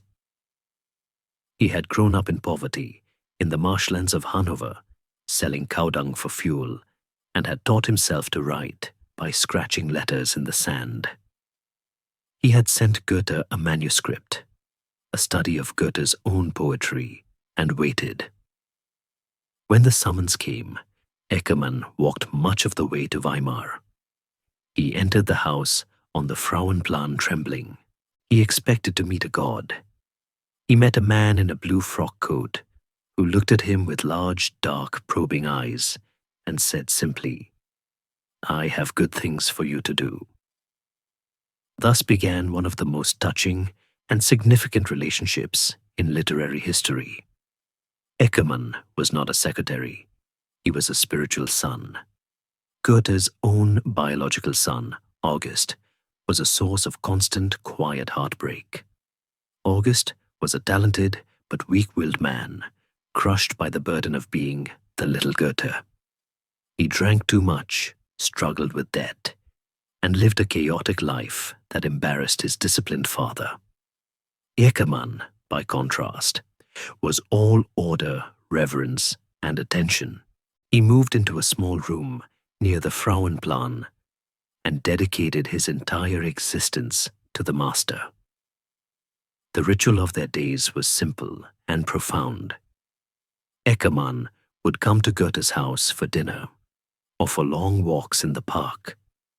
They would sit by the window as the afternoon light faded into the twilight of the Thuringian forest, and Goethe would talk. He talked about everything: the color of shadows, the plays of Shakespeare, the nature of genius, the stupidity of politicians, the memories of Schiller.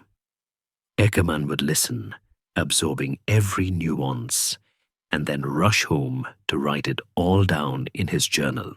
These notes would eventually become Conversations with Goethe, a book that Nietzsche would later call the best German book there is. It is through Eckermann that we know the intimate Goethe, the man who preferred a simple soup to a banquet, who hated the sound of barking dogs, and who believed that freedom was a word people used when they didn't know what they wanted. There is a charming, almost grandfatherly softness to the scenes Eckermann recorded. He describes Goethe teaching him archery in the garden. Imagine the scene. The 75-year-old author of Faust picking up a bow, a relic of his wild hunt days, and showing the young man how to draw the string. "You must let the arrow go," Goethe might have said, "before you think about hitting the target." When Eckermann missed, Goethe laughed, not the cynical laugh of Mephistopheles, but the warm, creaking laugh of an old man who knows that missing the target is part of the game. It was a moment of zen in a Weimar garden. But Eckermann was not just a passive recorder. He was a mirror that allowed Goethe to see himself clearly. Historians still argue about how much Eckermann polished the image of Goethe. Did he smooth out the crankiness, the flashes of arrogance, the moments of senility? Almost certainly. He sculpted the Olympian Goethe that the world wanted to see, but in doing so, he gave Goethe the confidence to finish his work. Goethe would often say, "I must tell Eckermann this," using the young man as a testing ground for his ideas. Eckermann became the external conscience that Schiller had once been, though much gentler. The main task was the Ausgabe letzter Hand, the edition of the last hand. It was a monumental effort to collect, edit, and publish the complete works of Goethe in 40 volumes. It was a race against death. Goethe and Eckermann worked through thousands of pages, early poems, scientific essays, plays, reviews. It was a life review on an industrial scale. Goethe was confronted with the ghost of his younger self on every page. He read the letters from Leipzig, the ballads from Jena, the theories from Rome. He saw the threads of his life weaving together into a single tapestry. He realized that his life was not a series of accidents, but a coherent work of art. Yet, amidst this flurry of organization, there was a deep sadness in the house. August's drinking was getting worse. The tension between the son and the father was palpable. August felt neglected, replaced by this obsequious scribe Eckermann. He would sometimes lash out or disappear for days.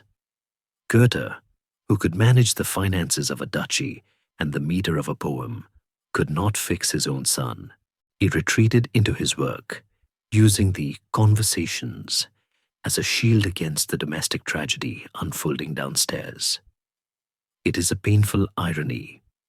While Eckermann was capturing the wisdom of the father for eternity, the son was drowning in the shadow of the oak. In 1827, tragedy struck again. The Grand Duke Karl August died. The man who had been Goethe's friend, patron, and wild brother for 50 years was gone. Goethe was devastated. "Now the world is just a grave to me," he told Eckermann. He felt like the last survivor of a shipwreck. The court that had once been the center of European culture was now populated by ghosts. But Eckermann was there.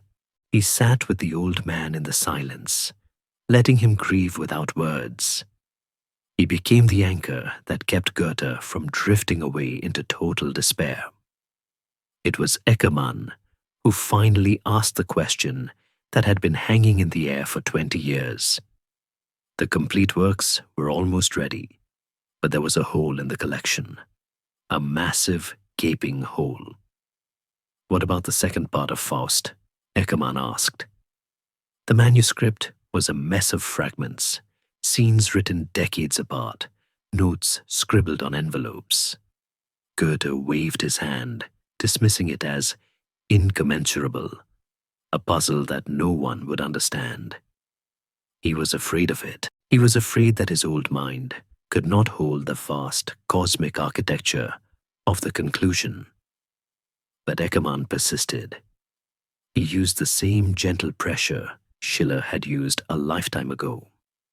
He told Goethe that the world needed the end of the story. He told him that Faust could not be left in the dungeon with Gretchen. He had to complete his journey. he appealed to Goethe's sense of duty. It is the keystone of the arch, Eckermann might have said. Without it, the cathedral falls. Slowly, reluctantly, the old giant began to stir. He unlocked the cabinet where the yellowing papers lay. He looked at the chaos of his own creation. He felt the old itch, the desire to make order out of the void.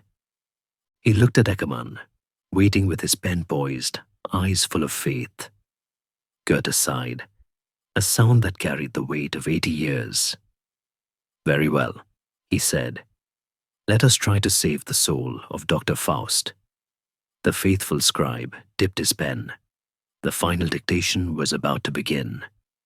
The house was quiet, the world outside was forgotten, and in the circle of candlelight, the two men prepared to storm heaven one last time.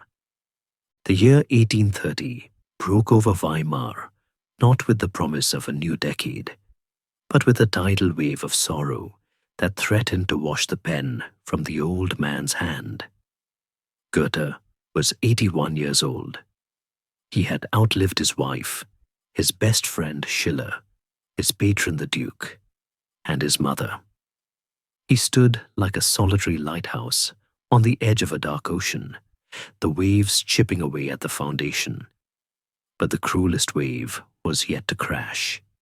His son, August, the child of the flower girl, the boy he had doted on and protected from the sneers of the court, had fled to Italy in a desperate attempt to escape the suffocating shadow of his father's fame. He went seeking the sun that had once healed Goethe. Instead, he found fever and dissolution. In late October, a letter arrived from Rome. It was sealed with black wax. August was dead. He had died alone in a hotel room, his body ravaged by alcohol and illness, and was buried near the pyramid of Cestius in the same cemetery where Keats lay, and where Goethe had once stood contemplating the peace of the dead. When Goethe heard the news, the living monument did not crack. He did not wail. He stood in silence, his face a mask of terrifying stoicism, and uttered a line of Latin that sounded like a verdict. Non ignoravi me mortalem genuis. I knew that I had begotten a mortal. It was a line from the ancients, cold and hard as marble. But the body keeps the score. A few days later, Goethe suffered a massive hemorrhage in his lung. He lay near death, coughing blood, his great frame shaking with the grief he refused to speak. But he did not die. A force stronger than grief, stronger than biology, pulled him back from the brink. It was the unfinished manuscript. The great business, as he called Faust, was not done. He could not leave the world with his hero still wandering in the void. He had to save him. He had to answer the wager. The recovery was a resurrection. Goethe returned to his study with a ferocious, almost frightening clarity. He locked the doors. He refused visitors. He told Eckermann, "My remaining days are a gift. I must use them only for the highest things." The writing of Faust, Part 2. In these final months was not the work of a man telling a story. It was the work of a demigod building a universe. Unlike Part 1, which was a tragedy of individual passion, Part 2 was a kaleidoscope of history, myth, and politics. It was a world poem. In these pages, Faust travels through time. He visits the court of the emperor, where he introduces paper money, a scene where Goethe, the old finance minister, critiques the dangerous magic of modern economics. He descends into the realm of the mothers, a terrifying void of pure formlessness. He travels to ancient Greece to marry Helen of Troy, uniting the romantic North with the classic South, the very synthesis Goethe had chased his entire life. It is a strange, dreamlike work, filled with griffins, sphinxes, and homunculi. Critics for decades would dismiss it as the senile ramblings of an old man. They were wrong. It was the visionary explosion of a mind that had transcended the limits of realism. Finally, Goethe brought his hero to the end of the road. Faust is now an old man, blinded by care, stripped of his magic. He has reclaimed land from the sea, building a dike to create a space where millions can live in freedom. He hears the sound of shovels and thinks his workers are building the city. In reality, Mephistopheles has summoned lemurs to dig Faust's grave. It is a moment of supreme tragic irony. And then it happens. Standing on the edge of the grave, imagining the free people on free land, Faust feels a rush of pure, selfless anticipation. He speaks the fatal words. Then to the moment I might say, stay a while, you are so beautiful. He falls dead. Mephistopheles lunges to claim his soul, believing he has won the bet. But he has lost. Faust did not find satisfaction in pleasure or power or knowledge. He found it in striving for the good of others. He found it in action. The angels descend. In a scene of cosmic warfare that rivals Dante, they drive the devils away with showers of rose petals, burning the demons with the touch of love. They carry Faust's immortal essence into the sky. And who is waiting for him there? Not a philosopher, not a king, but a simple girl, Gretchen. The penitent one leans over from the cloud and whispers. He loves and he learns. The man who strove endlessly is saved not by his own merit, but by the eternal feminine that draws him upward. It was Goethe's final confession, that intellect is nothing without love. On July 22nd, 1831, just before his 82nd birthday, Goethe wrote the last line. He set down his quill. The main business was finished. He sat for a long time in the silence of the study, looking at the stack of paper that contained 60 years of his life. He felt a lightness, a strange serenity, as if a heavy armor had been unbuckled from his chest. My life may now be considered pure gift, he told Eckermann. It is now all one, whether I do anything or nothing. But he did one last thing, a gesture that adds a layer of mystery to his legacy. He did not send the manuscript to the printer. He did not shout it from the rooftops. Instead, he gathered the loose sheets of Faust, Part 2, and placed them in a packet.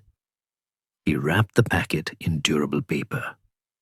He lit a candle, melted a stick of black sealing wax, and pressed his signet ring into the hot pool, sealing the knot.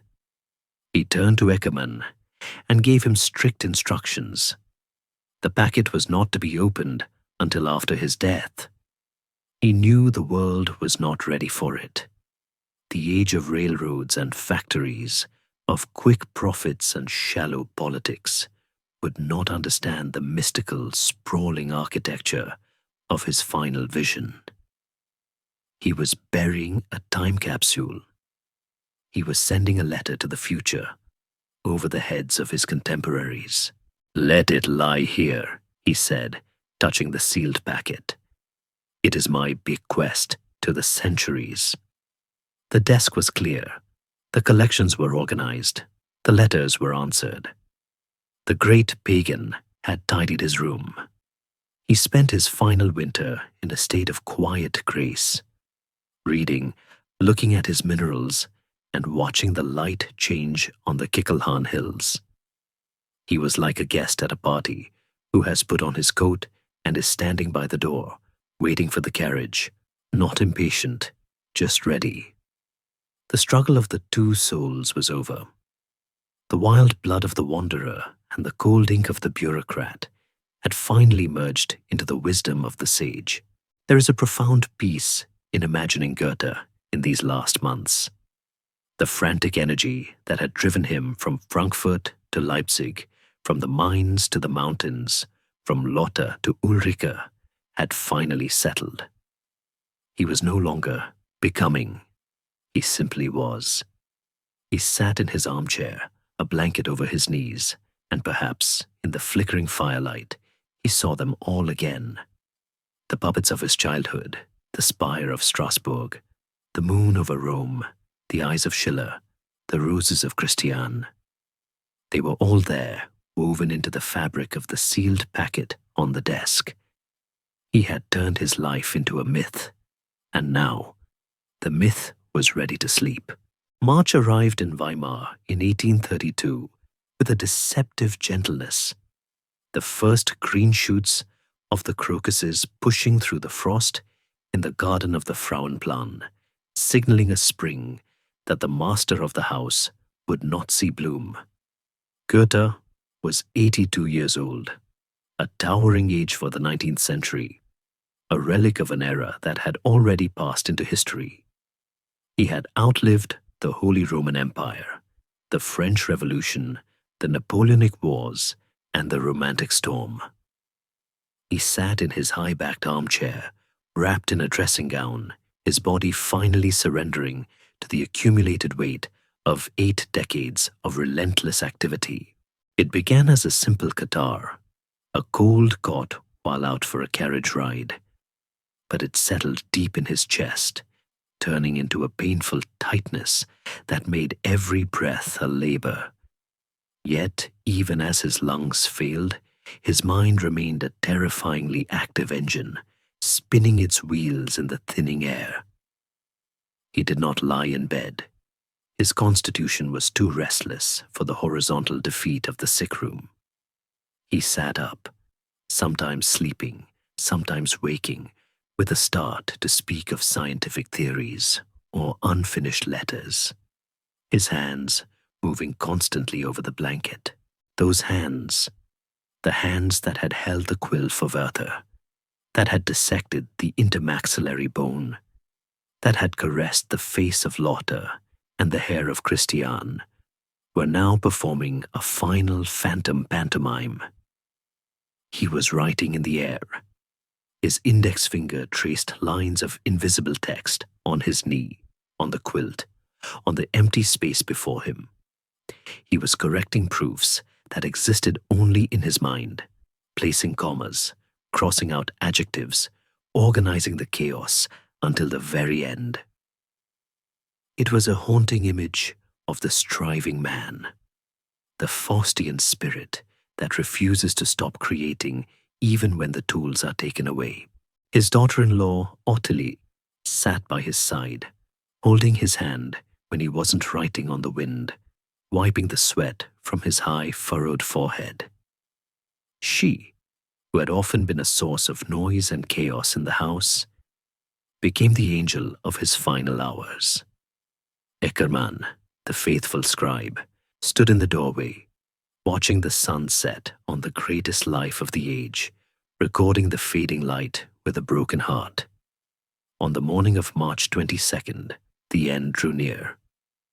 The pain in his chest had subsided, replaced by a cold, creeping numbness. He sat in the chair, his eyes moving toward the window. The room was dim, the curtains drawn to keep out the glare that hurt his sensitive eyes. And then he spoke the words that would echo through the corridors of history. Words that have been analyzed, romanticized, and debated by scholars for nearly 2 centuries. He said, "Mehr Licht," more light.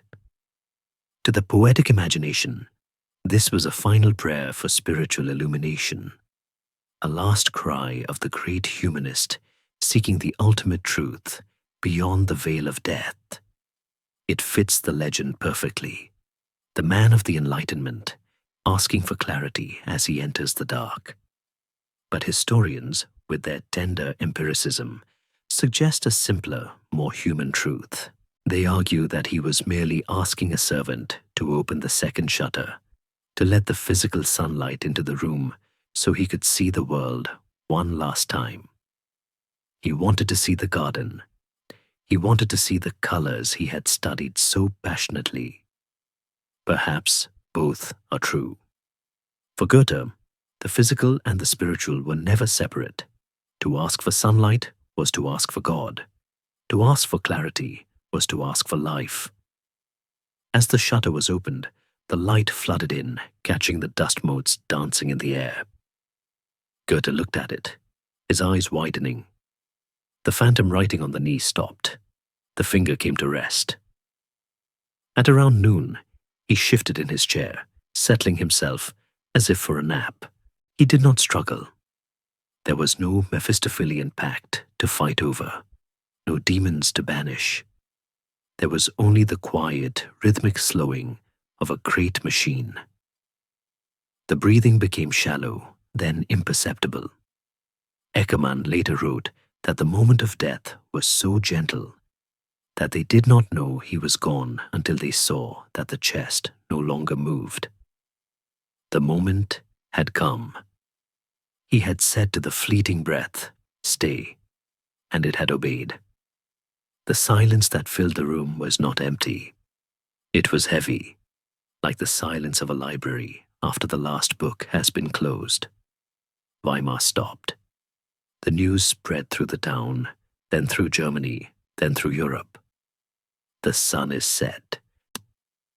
When Eckermann was allowed to see the body later, laid out in the coffin, he was struck by the godlike peace of the face, the massive chest that had held such a universe of thought.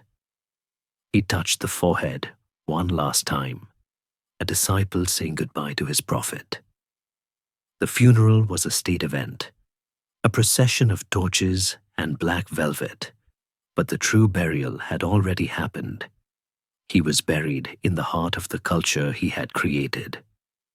They laid him to rest in the ducal vault, the Fürstengruft, side by side with his beloved friend Schiller. The two oak trees, whose roots had tangled in life, were now sharing the same earth in death. The realist and the idealist, the courtier and the rebel, finally united in the absolute democracy of the grave. But the story did not end with the closing of the crypt. In a way, the true life of Johann Wolfgang von Goethe was just beginning. The sealed packet on the desk was opened. Faust, Part 2, was published later that year. The reception was mixed at first. The world was confused by its complexity, its symbolism, its lack of a simple plot. But slowly, as the decades passed, the magnitude of the work began to dawn on humanity. Readers realized that Goethe had not just written a play. He had written a mythology for the modern world. He had diagnosed the human condition, our restlessness, our greed, our capacity for destruction, and our potential for redemption. He had predicted the dangers of industrialization, the hollow nature of paper wealth, and the saving power of love. He became the Olympian, the serene giant who stood above the fray, the man who had seen it all and forgiven it all. His house on the Frauenplan became a museum, a shrine where the clock is always stopped at the hour of his death, where the quill is always waiting on the desk.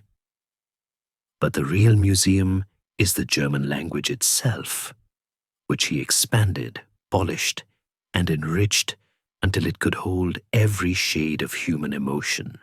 He taught a nation how to speak of love without shame, how to look at nature without fear, and how to find the divine in the ordinary leaf of a tree.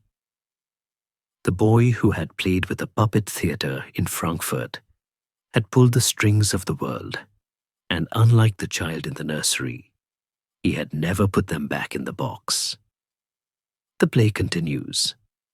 Every time someone looks at a color and wonders at its source, every time a lover feels the sorrows of rejection, every time a scientist looks for the unity in nature, Goethe is there. He is the ghost in the machine of our culture. He is the whisper in the library.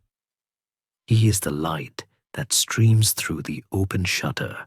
The long journey from the dark, narrow streets of medieval Frankfurt to the bright, open sky of immortality was complete.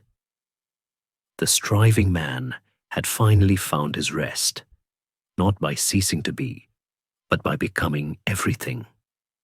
The morphology of his soul was finished.